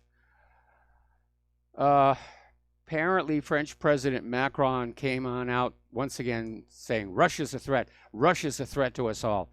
And especially since we're coming up on the 100th anniversary of the ending of World War I, an historian, Edward Husson, decided to remind Macron in an article for Atlantico to remember that in both world wars, Russia saved France. In both of those wars, the Russian forces exhausted the German forces.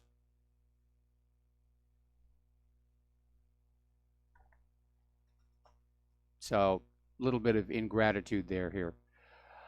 Oh, I thought this person had gone away. Over in the Philippines, Imelda Marcos, remember her? she of the 1,000 pairs of glittery shoes, she has now been arrested for 7 counts of graft, and it comes at a particularly embarrassing time because she is running for Locos Norte governor in next year's elections. And this arrest, and she could face the rest of her life in jail for all of these counts of graft. But the ombudsman prosecutor, Ray Kalila, said she can still run until the court's decision becomes final and executory. So apparently she's been ordered, arrested, and facing trial, but until she's sentenced, she can still run for office. Can't believe anybody would vote for her. Okay, let's talk about what's going on up in space from the military point of view. As you know, there are actually treaties that bar certain weapons from being put into space. It's called the Outer Space Treaty. And everybody is already looking at ways to sort of get around that, loopholes that they can use. And the Air Force has come up with something they're calling Project Thor. And basically it's to deliver a kinetic strike from orbit that would actually have the energy release of a small nuclear weapon. And the way it's going to work is they're going to place into orbit a bundle of telephone pole-sized rods made out of tungsten, which is a very tough metal with the highest melting point of any element. Tungsten is used for the penetrators on tank munitions, the discarding sabot rounds, the darts. I think they call them the silver bullet. That metal. And the idea is these rods could be deorbited at the right moment and would just simply fall straight down 1,000-mile plummet to Earth and strike the ground at more than 10 times the speed of sound. Technically, it's not a weapon in space, so they're moving ahead with that one. Now, we talked about this yesterday, and I wanted to bring this story back on up. Over in Norway, they're having this huge military exercise, and in this harbor, this warship was coming back into port after the exercise and basically got holed, and it's still in danger of sinking. 8 people were injured. The rest of the crew is evacuated. They're trying to figure out how they're going to keep this thing from going on over. There was very little damage to the tanker that struck the ship. This goes back to something I was saying before about a good reason to be very careful about going to war. Modern U.S. warships, and for that matter aircraft, are over-reliant on active defensive systems. The days of the armor belt appear to be gone. They have very lightweight ships. A lot of them are made out of aluminum now. And they rely on the Sea-Wiz or various other active denial systems to protect the ship. But if they fail, if they run out of ammo, if you get rammed, it causes a huge amount of damage. And I think back to that story some years ago where the Navy was testing a reconnaissance drone, and they were flying it around their ship, and the pilot operator lost control of it, and it plunged into the housing where the spy radars were housed. This was on, I think, a Ticonderoga class ship, and it just blew right on through the sheet metal and took out about $30 million worth of computers, which had that happen during a battle, that's the end of the ship's ability to fight, because everything goes through those computers. Those computers are down, the radar doesn't work, the missiles can't launch. That's basically it. Turn the ship around and start paddling like crazy here. But hey, they do look good in the books and the computer games and so forth and so on. Apparently, there is still a major problem within the military, specifically the Army, of soldiers who are committing suicide. And you have to wonder, what are these kids being put through that drives them to suicide. Or in the case of Thousand Oaks, what drove this former Marine to suddenly flip on out and shoot up a bunch of Western music lovers, country Western music lovers. So apparently, Army Secretary Mark Esper is saying that they're going to have more sergeants posted or making visits to the barracks on weekends to help reduce the number of soldiers who die by suicide. Apparently on the weekends, the sergeants go home, and the soldiers who are left there in the barracks on the weekends, I guess it gets lonely, and their demons come back to haunt them. But Army Secretary Mark Esper was saying, it's a tragedy we have suicide in our ranks. Yes, it is. But it's coming into our ranks from society writ large. Every week I'm signing letters to families offering my condolences for soldiers who have taken their lives. And that is a tragedy. All this money for weapons that don't really work, and really not spending enough money to keep the soldiers mentally clear and balanced. I do know that they do hand out lots of antidepressants. We had somebody who called into the show once, was a veteran of Iraq, said they were handing out antidepressants like they're candies. Maybe there's a link there to those suicides. All right, let's get into the economic news here. And Ken Rokoff is basically saying a Chinese recession is now inevitable, and don't think that America is going to be decoupled from it.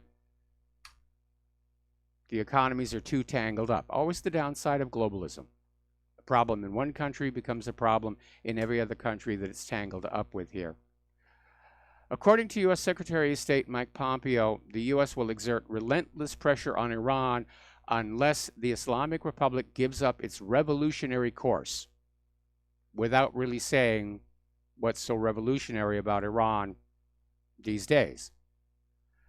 Basically, the official gave an ultimatum to Tehran saying that Iran must act like a normal country or see its economy crumble. Iran is acting like a normal country. They've got roads, schools, hospitals, cars. People get up in the morning, they go to work, they go to worship services, they go home, they go to bed. What is it about Iran that is so unnormal? Well, it's normal for other countries to do what we tell them. That's what's going on here.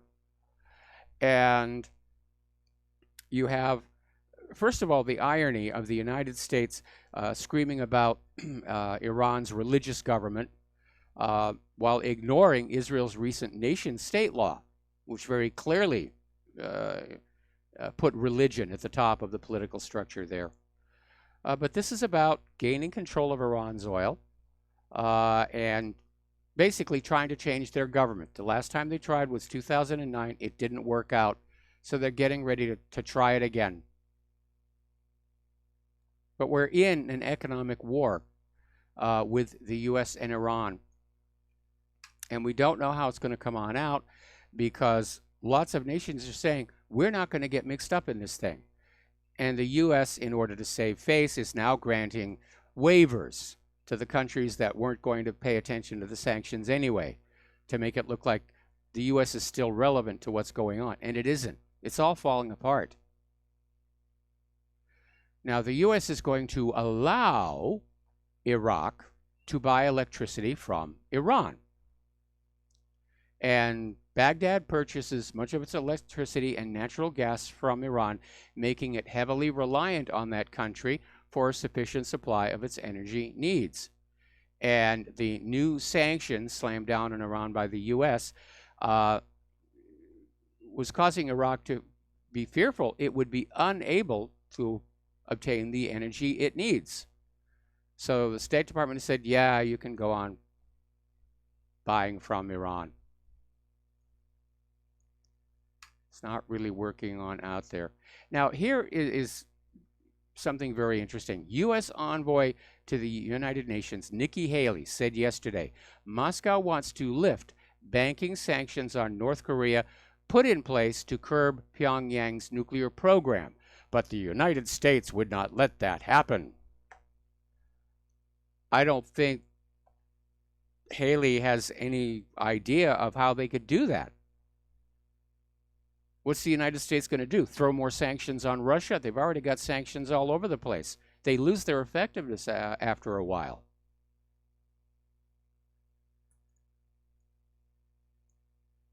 I think the rest of the world is getting really kind of tired of the U.S. government throwing its weight around. We're no longer seen as any kind of a moral leader. We're perceived as a criminal society from the top down. Fish rots from the head. Over at Wells Fargo, they are cutting 26,500 jobs. They're closing branches. They have declared excess capital and dropped $40 billion on stock buybacks. So it sounds to me like they're hunkering down. And of course, the executives basically just gave themselves massive multi-million-dollar raises because their compensation deals are based on how much excess capital they have.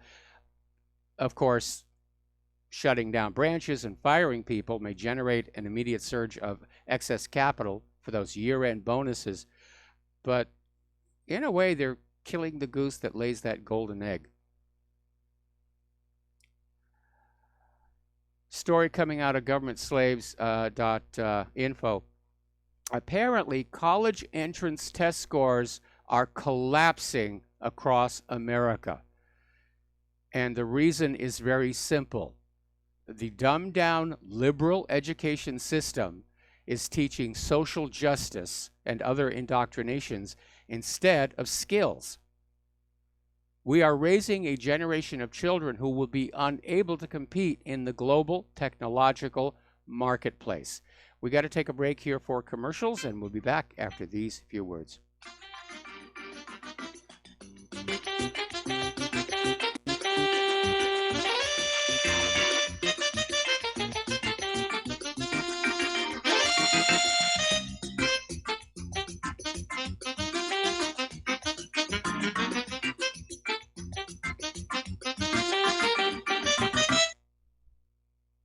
Tired of being lied to by mass media? It's growing more and more apparent today that news is received less and less through standard media outlets. Even with a growing audience every day, RBN is beginning to direct more efforts into social media. Social media and the use of the internet is fast becoming the primary source of people for news, regardless of demographic. RBN has set out to provide some of the best news on the internet through republicbroadcasting.org, and also has begun to use the tools to our advantage by way of social media.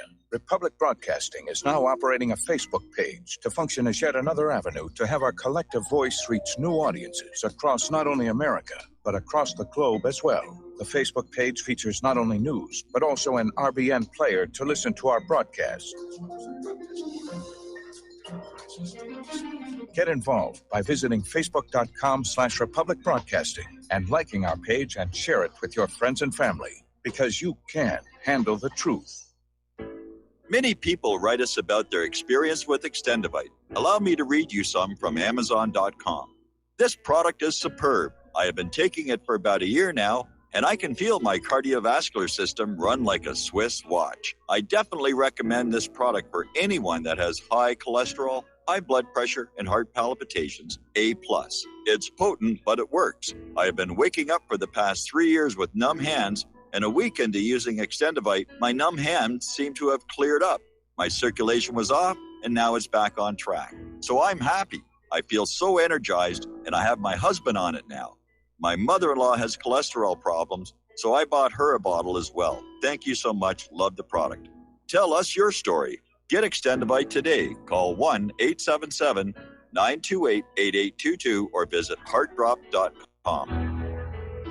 Extend your life with Extendovite. Hi, folks. CBD is the home run hitter for health right now. Why, you ask? Because of what it does for the body. Unfortunately, I can't tell you all about the benefit. You know, there's reasons. Do your due diligence and log on to ancientlifeoil.com. That's ancientlifeoil.com. Ancient Life Oil uses organic ingredients and is blended in coconut oil for some of the best benefits. Legal in 50 states and non-psychoactive. Log on to ancientlifeoil.com. That's ancientlifeoil.com. Do you worry a lot? Whether you're a college student, busy professional, parent, or grandparent, ongoing stress and elevated levels of the stress hormone cortisol can rob your memory, your health, and your future. Now you can combat the effects of stress and anxiety while improving your memory and recall at the same time with the dietary supplement Calm and Clever. Studies show that the ingredients in Calm and Clever reduce cortisol by as much as 30% in 1 to 2 weeks. Call 1-800-758-8746 or calmandclever.com. Well, they're stealing down on Wall Street and in Washington, too. You know, it makes me wonder, what's a guy on Main Street to do? I've always tried to be an honest, upstanding kind of guy. But I must admit lately, I thought about giving something else a try. Oh, I want to be a pirate. I want to sail the 7 seas, yeah, I want to be a pirate. And aloha, America. Welcome back to our show here. And the latest spin coming on out from the corporate media is that in this confrontation between Trump and Jim Acosta, that the White House intern assaulted Acosta and he was just defending himself. That's the latest spin. It is really out there.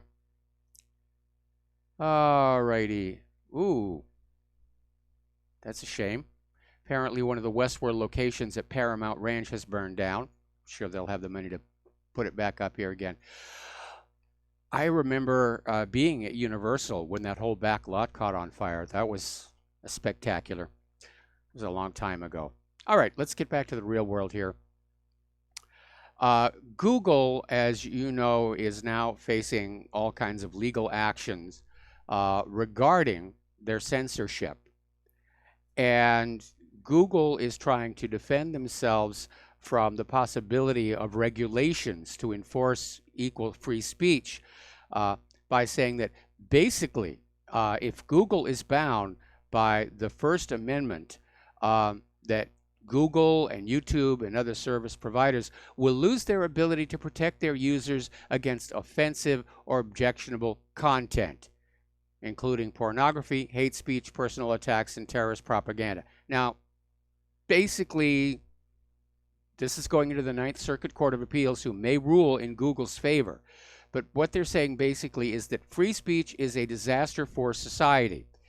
And knowing a little bit about how websites and databases are run, I don't buy this idea that a First Amendment right to political content makes it impossible to block pornography.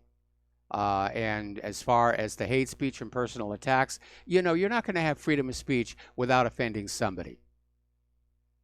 And if you're forced to make a choice between freedom of speech and never being offended by anything, go for the freedom of speech.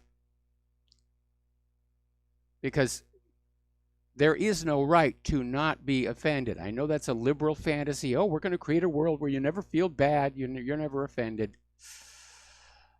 It's just not going to work. If you have freedom of speech, somebody's not going to like what you're saying.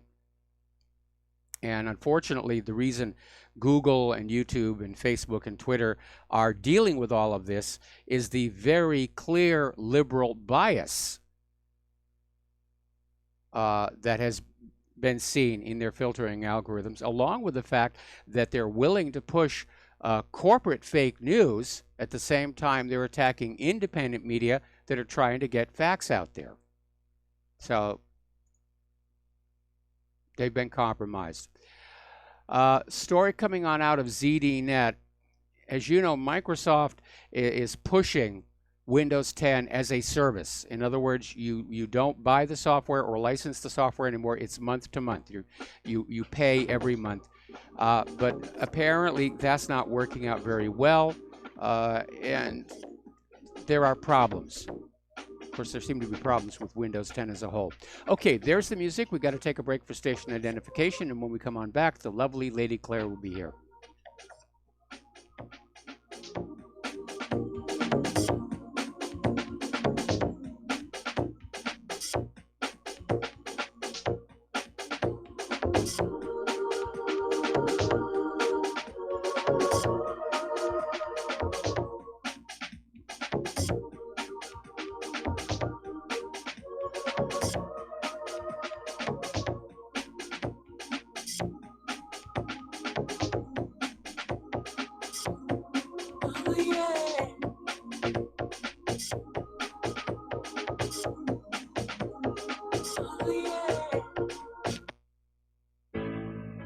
Many people write about their experience with Extendivite.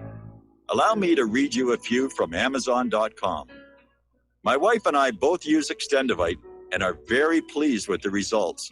It has helped to stabilize our blood pressure and to make both of us feel healthier. Good product and good buy. So far, so good. I've been taking Extendivite 3 times a day, only a short while now, but already I've noticed the circulation in my hands and feet improving. They tingle. I like the idea of taking something herbal rather than pills. I take Extendivite 3 times a day, every day. I think this supplement has helped with my increased fitness regime and to lower my blood pressure. Tell us your story. Get Extendivite today. Call 1-877-928-8822 or visit heartdrop.com. Extend your life with Extendovite. You're listening to the Republic Broadcasting Network because you can handle the truth.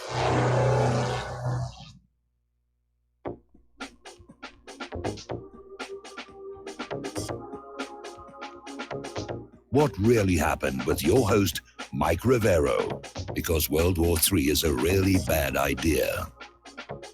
Here is your host, Michael Rivero. And aloha, America. Welcome back to our show, hour number 3. And for those of you watching on YouTube, this gorgeous creature sitting next to me is the lovely Lady Claire with her unique perspective on the world. So what do you want to talk about first? Well, first, for those who are so inclined, prayers, please, for all of those in California who have been hit with these devastating fires. And some of them may come out with something that they had, or they may come out with just the clothing on their back. It's just spread that rapidly. Yeah, it's the Santa Ana winds are just driving this thing. Yeah. And again, the fire breaks appear not to have been maintained. Yeah, that's criminal. I'm sorry. But there's a lot going on, not only here in the U.S., but all over the world. And I'd like to start with the situation in Yemen. And this is from an Oxfam representative. Oxfam is a very well-known and respected care and providers of emergency food and medicine to people in need. And this gentleman is sort of really yelling the j'accuse at UK, US, and France. And he made the statement that millions in Yemen are starving. And those 3 countries are behind it. And why are they behind it? Because they have consistently supported the Saudi regime's war against the Yemen people. And you see, this is really Saudi Arabia acting as a proxy. For the U.S. Yeah. This is all about the people of Yemen wanting to kick out the foreign puppet rulers imposed on them some years back. Well, I think I remember correctly that in the last election in Yemen, there was only one name, Mansour Hadi. Oh, that was it. Boy, that must have been a nail-biter of an election. Oh, yeah. We better keep quiet. They'll start doing that down in Broward County. Stop it. But what this guy is saying, his name is Richard Stanforth, and he's Oxfam's UK's regional policy officer for the Middle East. And he said, we've got 14 million people starving in Yemen. And the British, French, and American governments are all behind this. They're all supporting this war. And Stanforth really blamed the British government in particular. And he made the observation that London should stop its arms sales to Saudi Arabia. And, oh boy. And he also talks about what's getting hit by the Saudi air runs. He mentioned, we've seen attacks on water infrastructure, hospitals, warehouses of food, and the pattern is continuing. And he also went on to say that certainly the airstrikes are killing the most civilians. Now, even with the positive publicity about Oxfam, and it deserves it, it's a great charitable organization. Mike, I've got to sincerely hope and pray that the Stanford gentleman is wearing his Kevlar undies. The people signing those arms deals, including the U.S.'s Merchant of Death-in-Chief, a.k.a. Donald Trump, does not like the world really seeing what happens to the arms they are selling to Saudi Arabia. Well, they certainly don't want to see when they don't work properly, because Russia takes advantage of that. Yeah. I think this is less Donald Trump and more John Bolton, Mhm. because John Bolton, we've dealt with him before. He never met a war that he didn't like. Yeah. He like could have been John McCain's twin brother separated at birth. Yes, a brother from another mother. Yes. Also in the UK, they have gone full on surveillance. And now, for every single citizen of the UK, you're going to have your DNA recorded, fingerprint, face, voice, biometric data for every single citizen in the UK.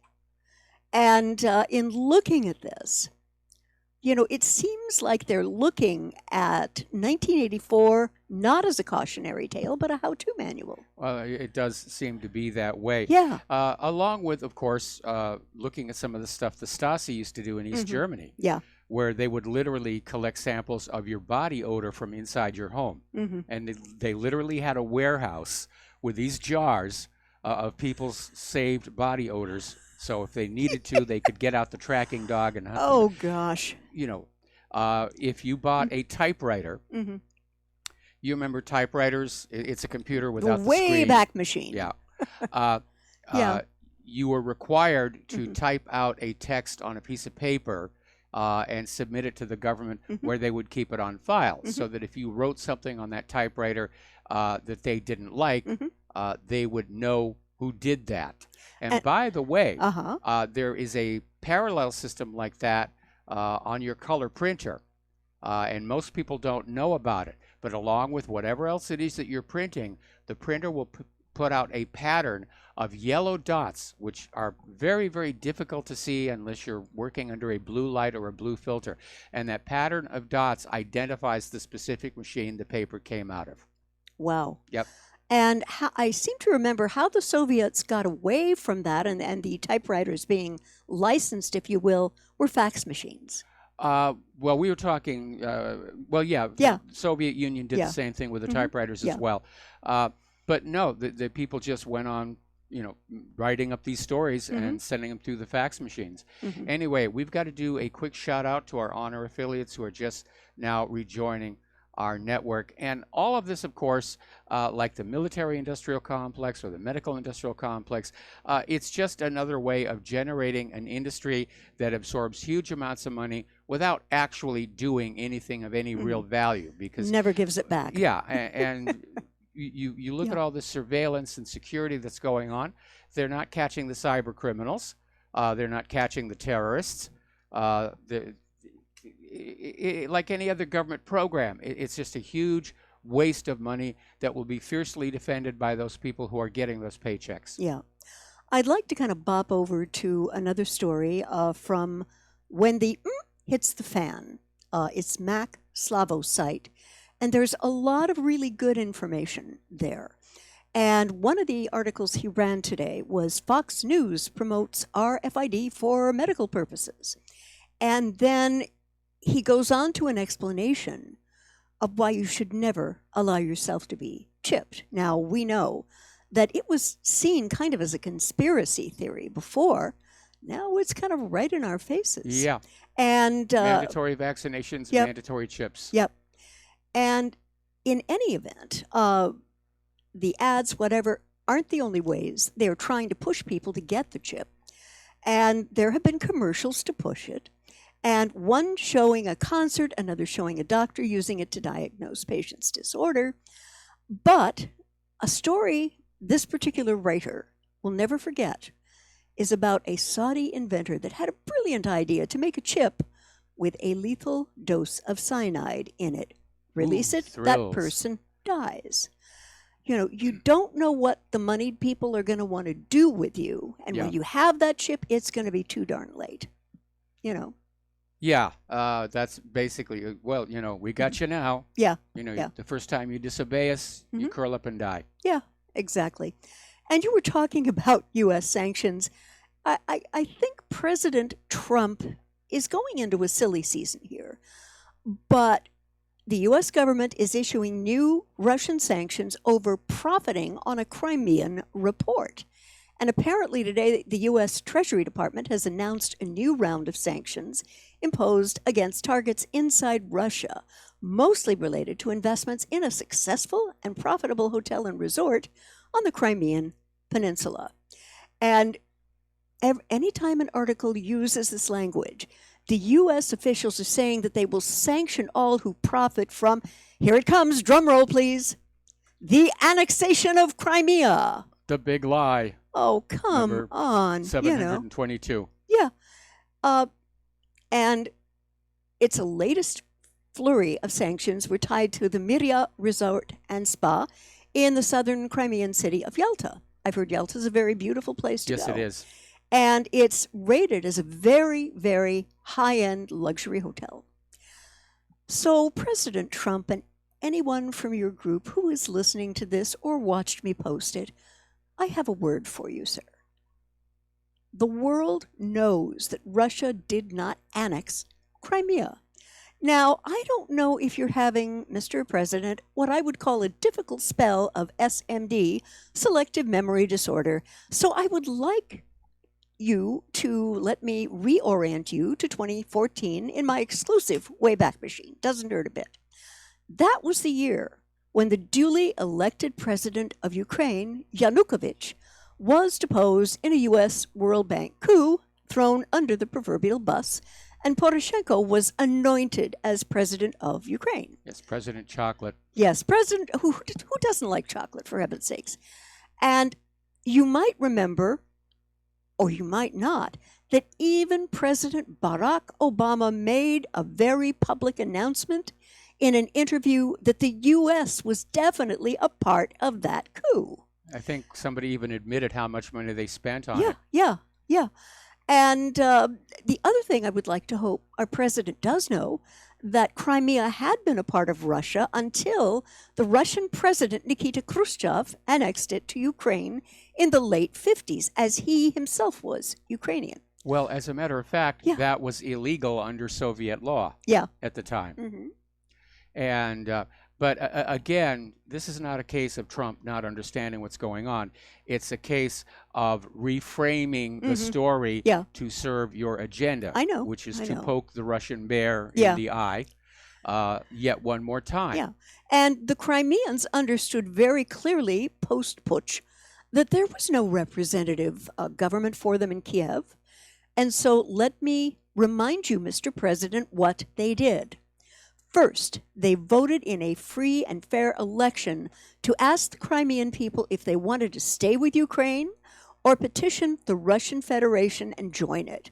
And overwhelmingly, the Crimean people voted to ask to join the Russian Federation, and their petition was granted. It was Now, actually two separate referendums. Yes, the two, first one right. was for secession Uh-huh, from Ukraine. yeah. Mm. That one passed overwhelmingly. And, of course, U.S. politicians started screaming about, we must preserve the territorial integrity, of countries around the world. These Yeah. being the same politicians who are talking about breaking big chunks off of Syria and Yeah. giving them away to Israel and the Kurds. And I'd like for President Trump to remember that the U.S. is a signatory to the UN Charter, which guarantees people of the countries in the UN the right to peaceful self-determination. This is exactly what the Crimean people did, Mike. Yep. Yet the U.S. government refused to accept what they had done. And you know what really worries me here? Attempting to punish Russia for something it absolutely did not do and lying about what really went down make the options of this new sanctioning look really ugly. Very ugly indeed. Well, again, like as I mentioned earlier in the show, apparently this high-ranking French minister got up saying, we're not going to let the U.S. be the world's trade policeman. Yeah. And to me, that is sending the signal. Everybody's getting sick and tired of the sanctions and the tariffs. Yeah, it's one wonders how long the U.S. is going to be able to hang on here if no one's observing them. You know, everybody, if the rest of the world, all on the same day, dumped their dollars and their treasuries, oh boy, it would be over. That would be it. The only thing the United States still has that gives them any power and authority over the rest of the world is the nuclear arsenal. Yeah. And I'm sure there have been back-channel discussions about that. You know, you got a nice country here, be a shame if something bad happened to it. And this is something that somehow I did not hear on the prostitute media at all. And this is from Global Research, again, a very responsible blog. And the title of the article is Disregard for World Opinion Defines the U.S. Government. And I swear, I didn't see it anywhere. But last week, the UN General Assembly overwhelmingly voted to condemn the U.S. embargo against Cuba. A total of 189 member nations said Cuba did not deserve this embargo, which began in 1961 and has continued unabated to this day. And only 2 countries, the U.S. and Israel, voted against the motion. No country abstained.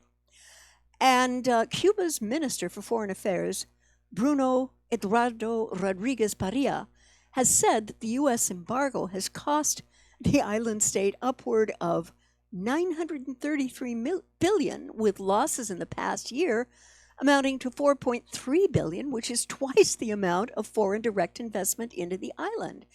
And he said, as he put the resolution forward, that this embargo is an act of genocide against the Cuban people. Well, this is actually going to become very significant in the near future, because one of the few things that I agreed with Barack Obama was that he wanted to normalize relations with Cuba. And even knowing back then that there was growing tensions being pent up against Russia, I said, this is a smart move. Because remember what led to the Cuban Missile Crisis. When Fidel Castro kicked out Batista, he did approach the United States about normalizing relations, and the United States made some rather ridiculous demands. They insisted that Castro sell Cuba's agriculture to American corporations at below market prices, which is what Batista had been doing. And Castro couldn't do that. And so it was at that point that the U.S. declared the embargo.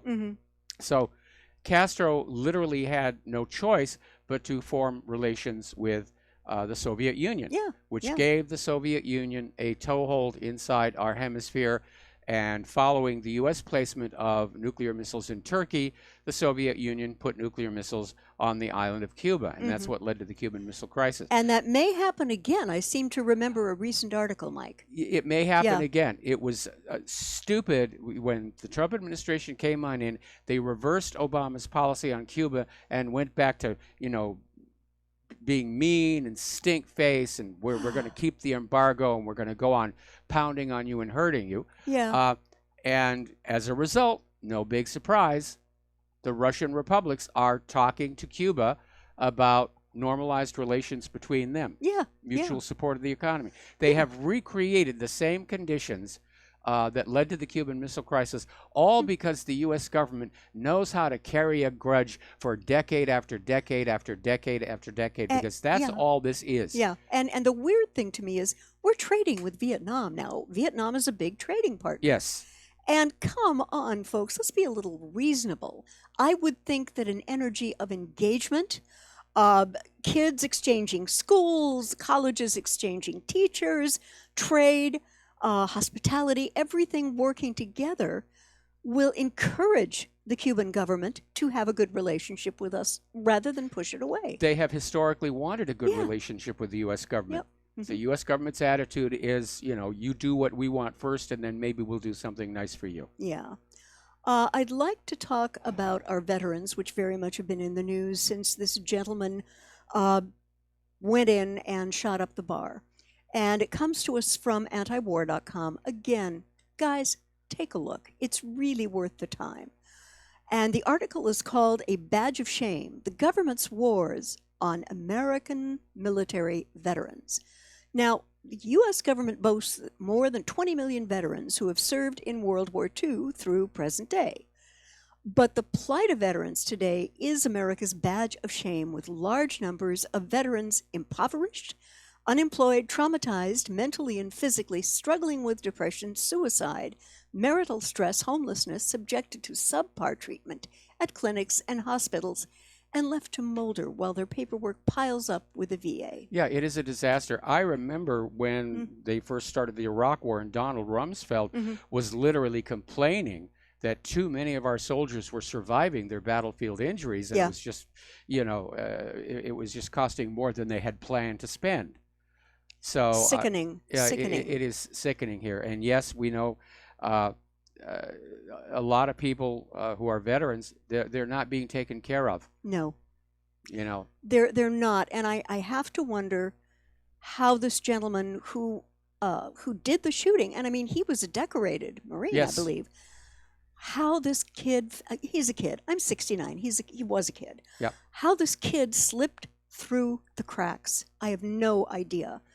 Because if I were a it may mental not have health, been a case of slipping through the cracks. He Uh-huh. was suffering PTSD. Mhm. What does the VA do when somebody says, I'm suffering from post-traumatic stress disorder? Oh, here's a prescription for antidepressants. SSRIs, yeah. And those have a known track record, which is documented. Yes. In case after case after case after case, Mike. Okay, we got yes. to take a break for commercials. Okay. And we'll be right back after these few words.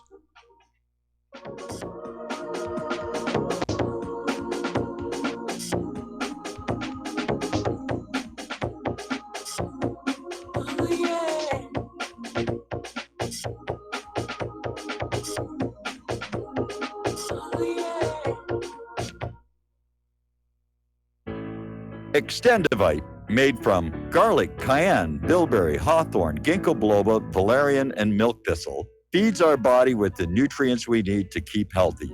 Just listen to what Arthur had to say. I was just telling you, tell you what a great product you have. I had used this about, 10 years ago after I had congestive heart failure. And it fixed me up and got me going for the last 10 years. Lately, I've been having heart trouble again, so I placed another order because this was the only thing that ever worked. I just wanted to let you know that you have a great product. Thank you very much. Tell us your story. Get Extendivite today. Call 1-877-928-8822 or visit heartdrop.com.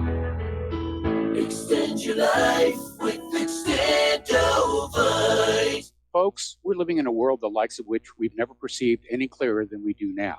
The plan for global governance has been in the works for generations and would have likely been achieved by now, but for the fact that the globalists left open their Achilles heel. With all their tools, Federal Reserve System, fiat currency, no child left behind, and then Common Core education introduced to our schools to dumb us down, vaccines, pharmaceuticals to lobotomize us, GMO foods, insertion of compromised or bought and paid for politicians, judges, mainstream media propaganda, all pieced together like a puzzle designed to ultimately bring the world under submission. But with all their strategy, they forgot one thing: knowledge. And knowledge is power. With knowledge, their bombardment is nullified. Folks, with that, as brilliant and knowledgeable as you've become, among the wisest audience of any radio audience in the world, and you are, I want you to take a moment to reflect and ask yourself, how much of that knowledge did I obtain from Republic Broadcasting Network? How high has my consciousness been raised since I've been a listener? How fast am I now able to discriminate truth from fake news by being a Republic Broadcasting listener? How clear am I now able to see the world since I've been listening to RBN?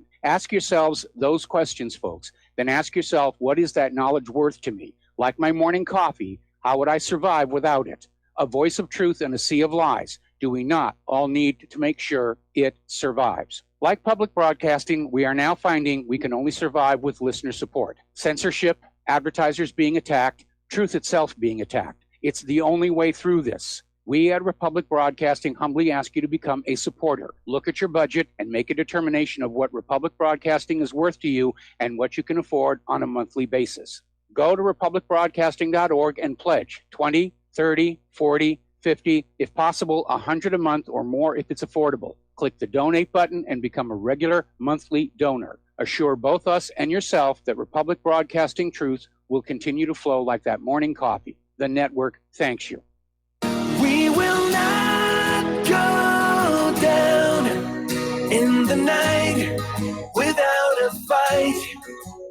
You can burn up our mosques and our homes and our schools, but our spirit will never die.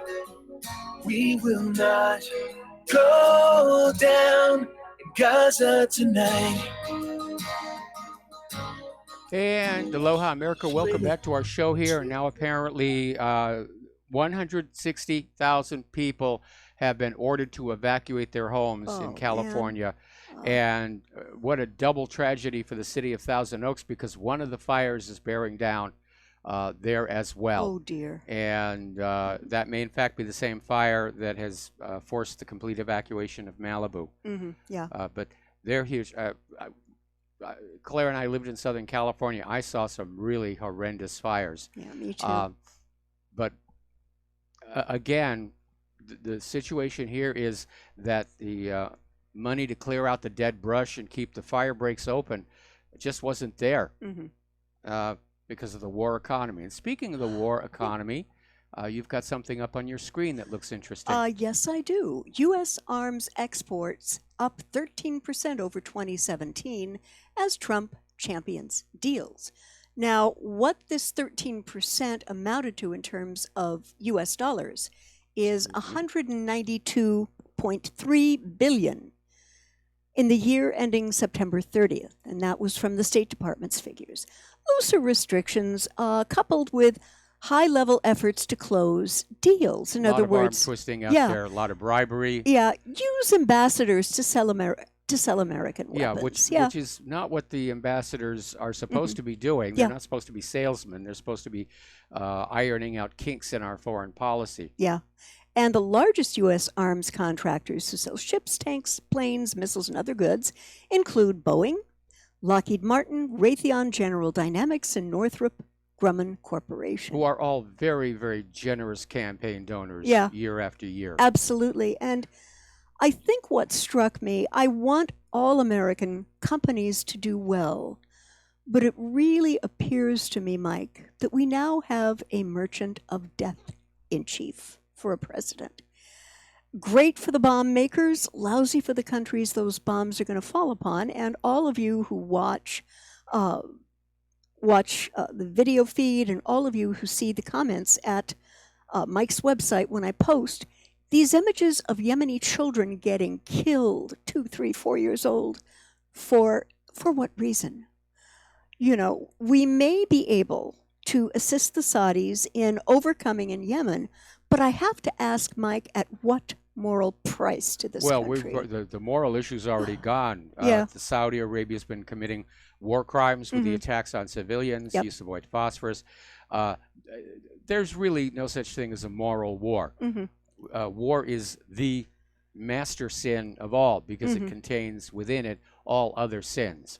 And the idea of trying to make war palatable by dressing up your killers in costumes and putting ribbons all over them. And bright, shiny medals. It's a big lie. It's basically war is mass murder wrapped in a flag. That's all it really is here. And getting over to Yemen again, apparently the Trump administration is considering declaring Yemen's Houthis terrorists. Now, this is on the heels of a peace effort just a couple of weeks ago, and now they're considering labeling the Shiite Houthi movement in northern Yemen. Well, you need to understand the Shiite Houthi movement isn't really a movement. When they kicked out that prior junta, Al-Hadi, the Houthis were the government of Yemen. And of course, the media is trying to make you think that they're somehow outside, that they're others, that they don't belong there, but that Saudi Arabia and the United States do. But what the Houthis are trying to do is exactly what the Iranians did back in 1979, which is kick out foreign rule. And unfortunately, I do think the Yemen's is going to lose this one because the Saudi Arabian forces and the UAE forces are getting close to capturing Hodeidah port. And none of the players in this are listening to the United Nations. They're not going to provide any kind of pathways for humanitarian aid. I think basically Saudi Arabia's plan is they're basically going to kill off pretty much everybody in Yemen. So there's nobody left to testify as to what really went on there. It's a scorched earth policy as near as I can see. And one of the observations made in this article was that it reflects Trump's desire to go after perceived Iranian allies to the Houthis. And Saudi Arabia is attacking the Houthis and has accused them of being in league with Iran. And, that's kind of a made-up thing. It is a really. made-up thing, Yeah. and it's, I mean, Saudi Arabia is in league with the United States. Mhm. Nobody Yep. says anything about that. Mhm. Yemen and Syria are in league with Iran. Oh, horror of horrors, horror of horrors. And again, it's a way of the corporate media of trying to basically Mhm. spin things Yeah. so that you get this image of we're the good guys and they're the bad guys. And what we do is right and just and moral. Mhm. And when they do exactly the same thing, it's evil and it's a war crime. Yep. So you really need to free yourself from that corporate media spin cycle. Now we've got to take another break for commercials. Right. We will be right back.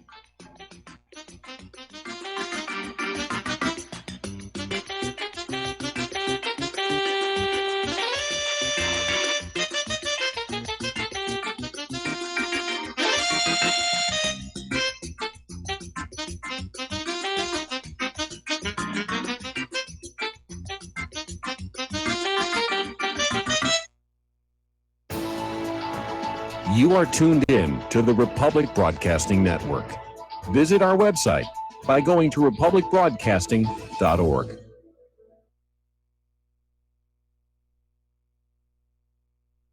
Do you or a loved one suffer migraine headaches? Listen to what scientist Kurt Hendricks has to say. 35 million people in the United States suffer with debilitating migraines.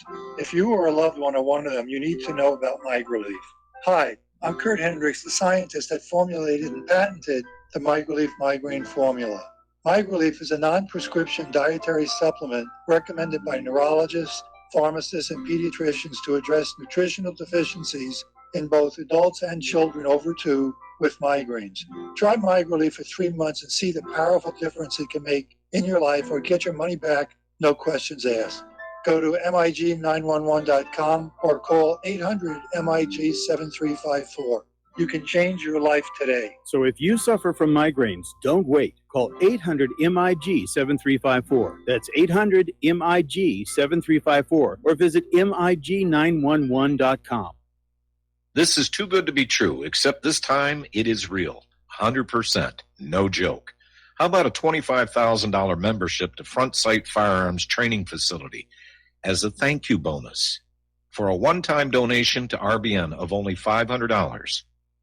It is a Commander lifetime membership with no yearly fees or dues.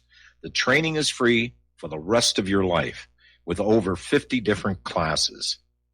Then leave it to your designated beneficiary. You provide the approved firearm, holster, ammo, eye, and ear protection. Many features and bonuses are included, more than you would ever expect or believe. This is the ultimate graduation present, wedding gift, etc., etc. See the details. Go to RBN's webpage and frontsight.com to make it happen. You will hear this offer only on this radio network. Help keep RBN alive. Tell 5. Do you or someone you know suffer from chest pain, blood pressure, cholesterol, or irregular heartbeat? Are you looking for a more natural solution to overcome these health challenges? You hear the ads all the time. If this stuff's so good, why doesn't my doctor prescribe it? That's easy. Doctors are not trained in natural medicine. Extendivite Heart Tonic does want you to be as healthy as you can be, and it really works. Take Extendivite for 6 months and your doctor will say, I don't know what you're doing, but don't stop. It's working for you. Get the dependability of Extendivite. Just see how you feel in 6 months. A 2-month supply of either capsules or liquid is only $69.95 plus shipping and handling. Call 1-877-928-8822. That's 1-877-928-8822 or visit heartdrop.com. Extend your life with Extendovite.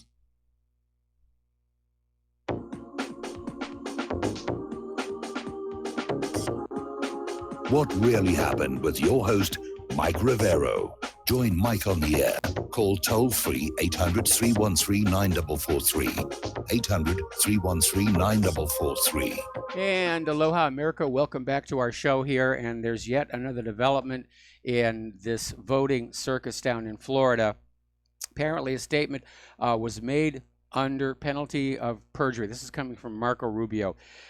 Palm Beach County election workers were filling out new ballots supposedly to replace damaged ballots, but did not allow campaign representatives to witness the process of creating the new ballot to make sure it said exactly the same thing as the so-called damaged ballot. Oh, dear. Okay, this is required under Florida law. Oh.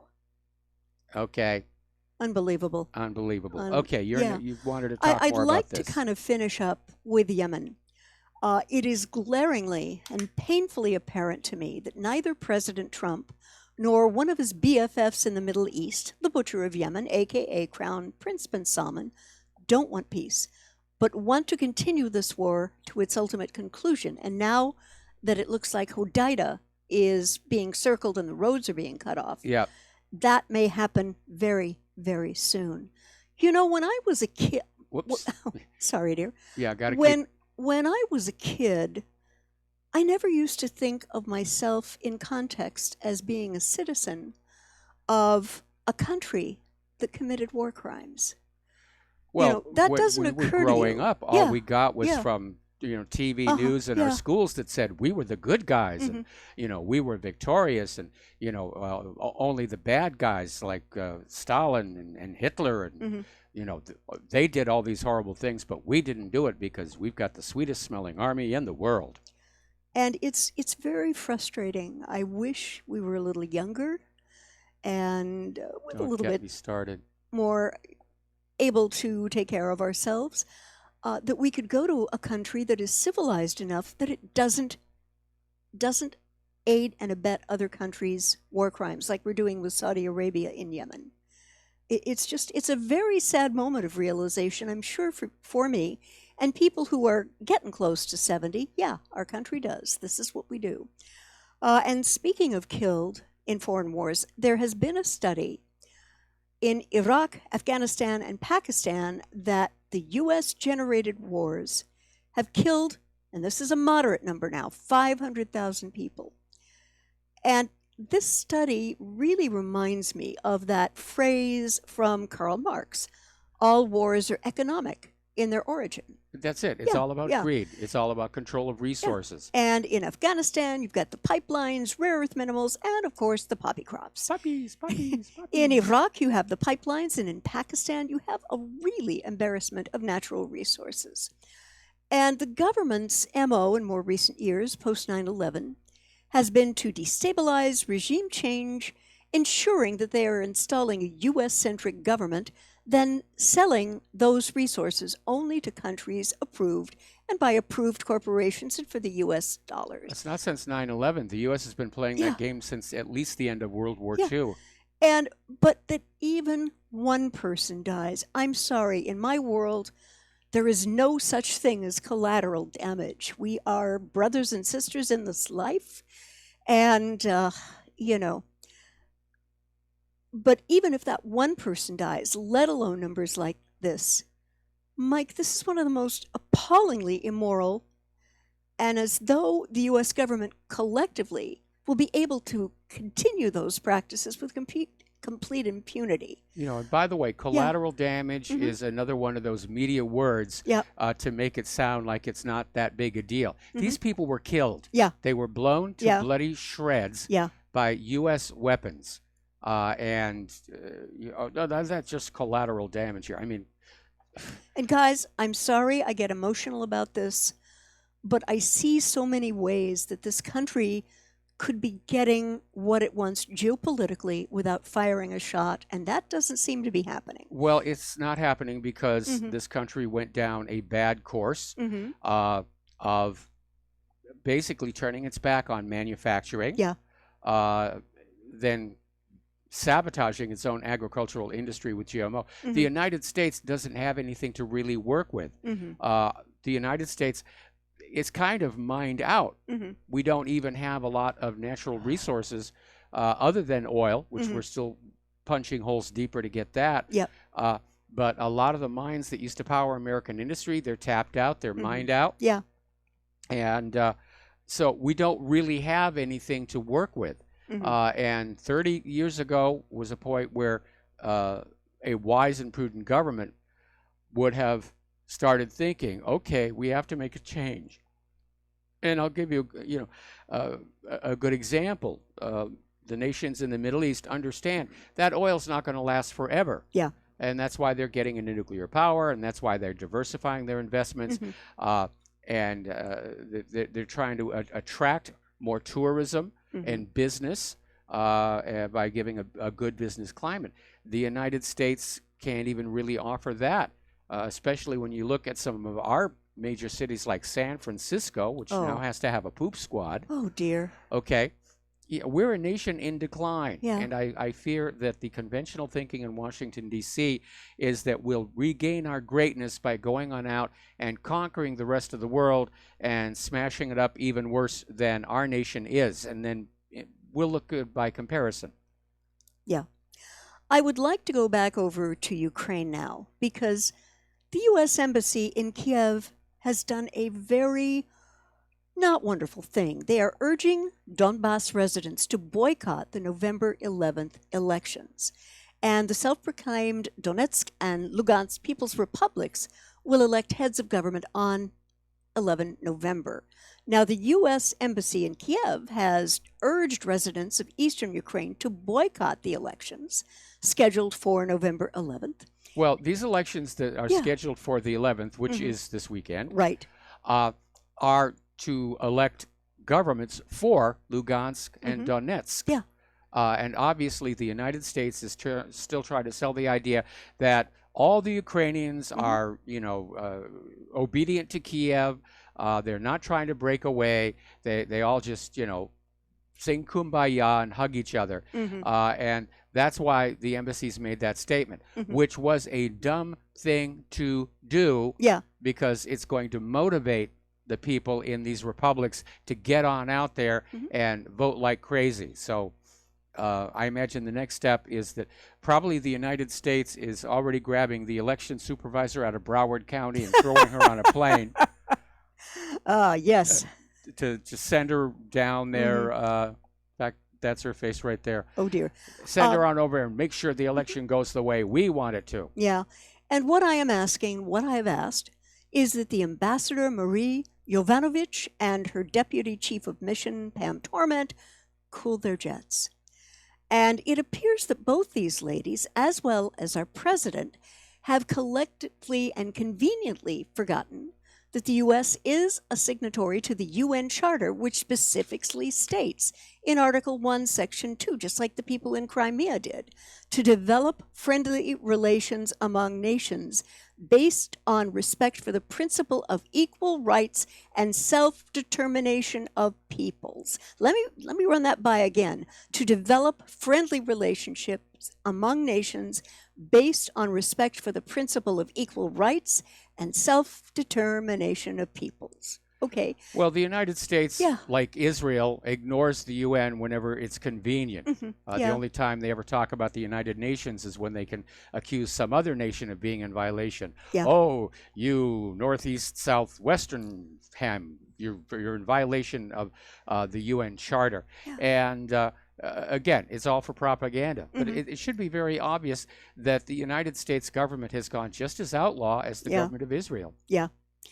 And by telling the people of DPR and LPR that such an election is meaningless, the U.S. is really attempting to evade its moral responsibility to these people and as a signatory to the UN Charter, because what these ladies are asking these people to do is the polar opposite, Mike, of the UN Charter, Yep. a document to which I would remind you the U.S., Russia, and Ukraine are all signatories. And it looks to me like the U.S. wants to halt this exercise in terms of self-determination because it doesn't suit them or Ukraine. That's exactly what's going on. Yeah.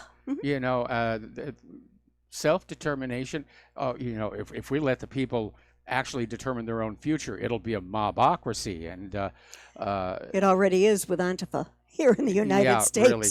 But Ooh, Broward County has found another 78,000 votes. Amazing how that happens. It's just amazing. Yeah. I'm stunned. I'm stunned. But selective enforcement of the UN Charter, which the U.S. is again attempting to do in this manner, is looking very ugly right now. The optics are officially horrible, and I am respectfully calling out Ambassador Jovanovic and Deputy Chief Tremont to please cease and desist.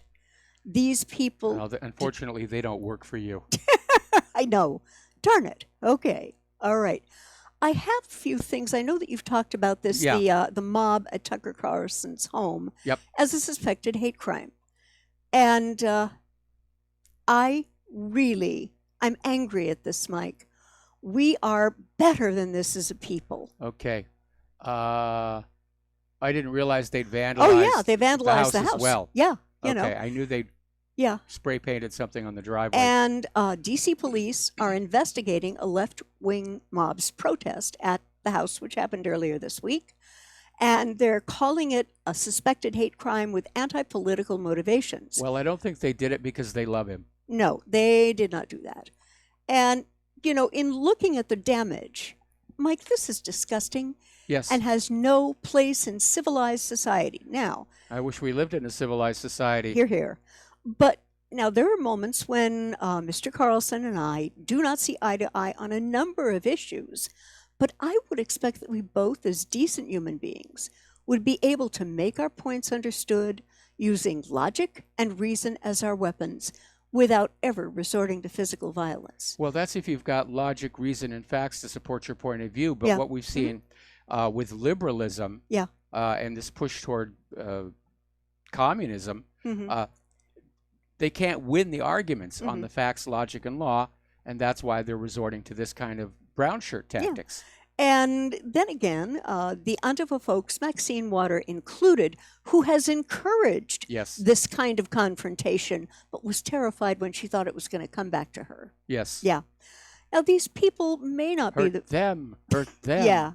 But they may not be the brightest bulbs in the closet. And because they are collectively, intellectually bereft of any common sense or logic, they really don't have a clue, Mike, to see the level at which they're being used and manipulated by the moneyed leftistas in this country. I think I just invented a word. Well, remember what happened to those brown shirts when Hitler finally did win political office in Germany? Yes, they call I it do. the Night of the Long Knives. Yeah, I do. And so I'm saying, would any of the uber rich have been down there for 1 second? Perhaps, let's say, a Hillary Clinton, Barack Obama, or Barbara Streisand? Heck no. They expected their poor little deluded minions to do the dirty work and act out of their rage for them at a safe difference, while putting people's lives and families at risk. Well, Stalin had a name for that kind of people. He called them the useful idiots. And Yes. we have a caller on the line. Oh, great. All right, so let me turn up your headset volume here. And Art Off the Grid, aloha. Welcome to the show. What's on your mind? Hello, Mike. Hello, lovely Lady Claire. How are Aloha. you today? Doing well. What's on your mind today? I have so tried to resist doing this, but I can't help myself. Keep talking about finding all of these ballots. Yes. Now, what would happen? Two points here. What would happen, first of all, if the shoe was on the other foot, or and it was Republicans challenging the outcome and suddenly finding boxes and truckloads full of uncounted ballots in Florida, and of course, several boxes in a school in Arizona. My goodness, how did they get there? Yep. Magic. Magic. And yeah, and David Copperfield can't touch this one. No. And the second one is here in Georgia. Stacey Abrams, boy, I tell you what, she just plain won't give up.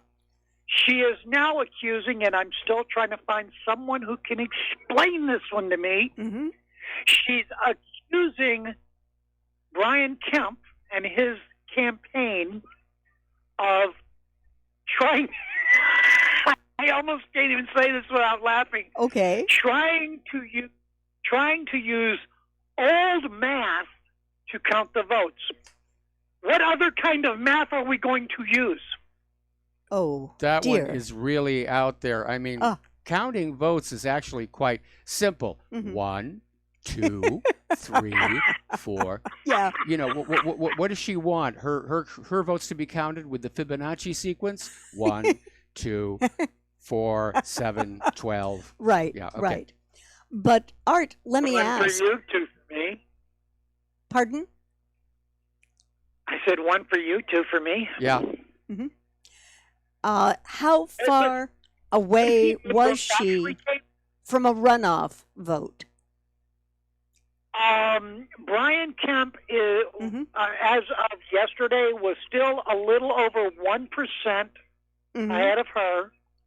And they're claiming right now, here in the state of Georgia, there are less than 70,000 provincial votes.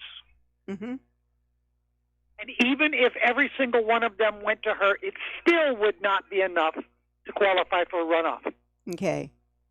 Okay.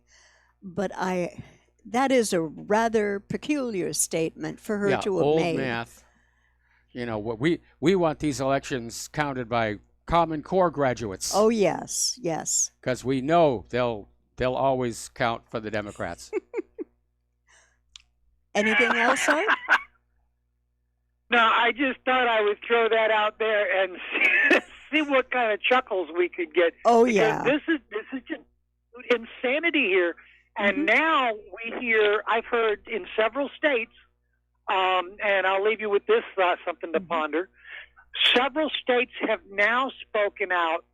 Democrats are wanting to change the way that votes are counted because, as with, remember several years ago when Kennedy passed away, they had to have a special election to replace him. Yes. And of course, the Democrats wanted to change the rules, Yes. which they had done back in the 70s. They had already done that in the 70s. They didn't like the way the rules were, so they changed them. And now, when this recent Kennedy passed away several years ago, they wanted to change them back to the way they used to be because Okay, they didn't Art. like the way that it was going. Art, And I'm going so, to put you on hold. Don't hang up. I'm going to come right back to you after this commercial break.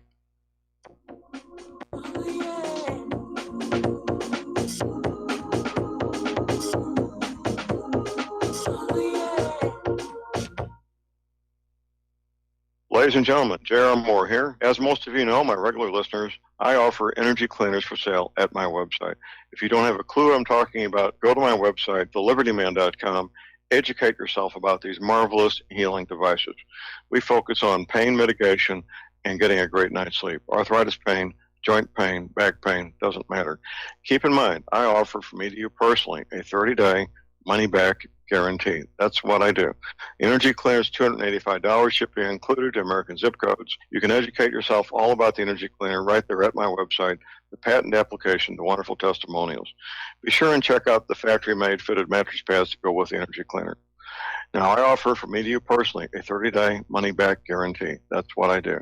I have a toll-free order line, or you can order it right at my website at thelibertyman.com. The toll-free order line is 800-592-9543. I say again, 800-592-9543. Thank you. Without the right accessories, any guy can be off the mark. Whether you've invested thousands in your arsenal or you own a single trusted firearm, a visit to AROutfitting.com is in order.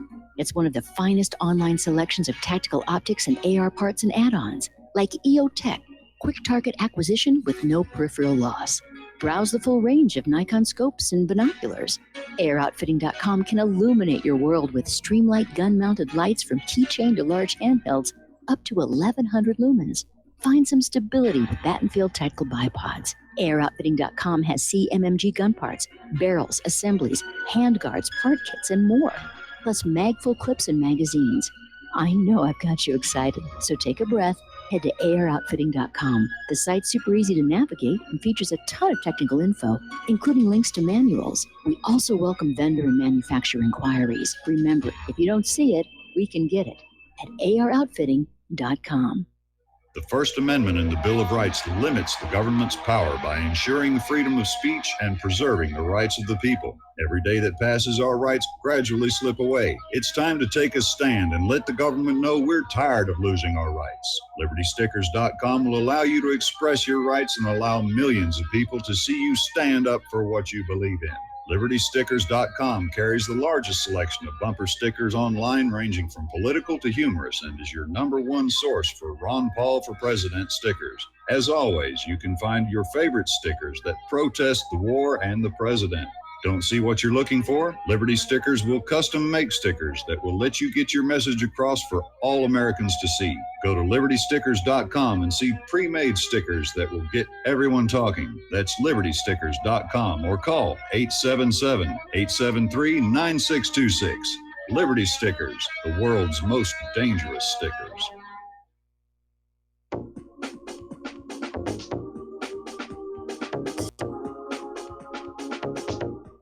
What really happened with your host, Mike Rivero. You're listening to the Republic Broadcasting Network. Here is your host, Michael Rivero. And aloha, America. Welcome back to the show. We're finishing up with Art Off the Grid. And Art, you were saying that apparently in several states, Democrats are demanding a change to the rules on how the ballots are counted. I mean, are they actually asking a recount based on changed rules? No, from the way I understand it, and I've only heard brief mention of this, apparently this stems going back as far as the Trump victory. And they're basically singing the same song they were singing shortly after Trump won the election. Was apparently they don't like this whole concept of the Electoral College. They want the popular vote. Meaning, if 1,000 votes are cast, whoever got the majority. That's what they're wanting. Yeah, but that doesn't apply here because apparently there's no Electoral College involved in the midterms. Yeah, like here in the state of Georgia, they're claiming that Stacey Abrams got the popular vote, so she's a little bit upset that she didn't win, because she got the popular vote. And this reminds me of, if you remember, Mike, you're like me. You got a really good memory for these kind of things. Mm-hmm. Was it the late 70s or the early 80s when the Democrats had lost the senator from Massachusetts, and they wanted to change the way that he was replaced? Yes. So they changed the rules, and lo and behold, their guy won. And then here a few years back, when Mr. Kennedy passed away, they again wanted to change the way the rules worked. And lo and behold, their candidate would have won had they gotten away with it. This is the typical, we don't like the way the rules are, so we want to change the rules. How would people react if the NFL changed their rules because they got tired of Dallas Cowboys winning? Well, I'll tell you what I'm going to do. I'm going to go over to Las Vegas and demand they change that game from 21 to 22 because then I would own that strip. All right, well, listen, Art, we're going to let you go. Art, we're going to let you go here, and I want to leave you with a thought, and it has to do with something called the consent decree. Now, for many, many years, there has actually been a legal ban on Republicans investigating Democrat election fraud. And it's why there is so much of it, because nobody can look into it. It was called the consent decree. It was a settlement arrived at over another lawsuit regarding the Democrats accused the GOP of trying to intimidate voters by having a security guard at a polling place or something like that. That consent decree has now expired. Okay. Dustin in New Jersey, real quick, what's on your mind? I have bad news for everybody. The Westworld set is burned to the ground. Yeah, I saw that. Well, there's a lot of different Westworld sets. Yeah. Yeah, I saw that coming through on one of my members' pages. So. Okay, and then real quick, Mike, the migrant caravan has left Mexico City, headed for the border. So there's another flashpoint in the next couple days, I guess. Oh, That's all I got to say. All right. I was hoping things were going to kind of calm down now that we're past the midterms, but it seems like we're just getting crazier and crazier. Anyway, the point of the end of the consent decree, if you are a Republican in any state, you are now free to investigate Democratic election fraud, and I urge everybody to do that because the system is totally out of control. Okay, there's the music. Time for us to get on out of here. Stay tuned for John Stadmiller. And have yourself a really good weekend. Have a safe weekend. Veterans Day is Sunday. Monday, of course, is a holiday. And please donate to RBN. Please donate to whatreallyhappened.com. We'll be back Monday, or I'll be back on Monday. Yes. Aloha, America.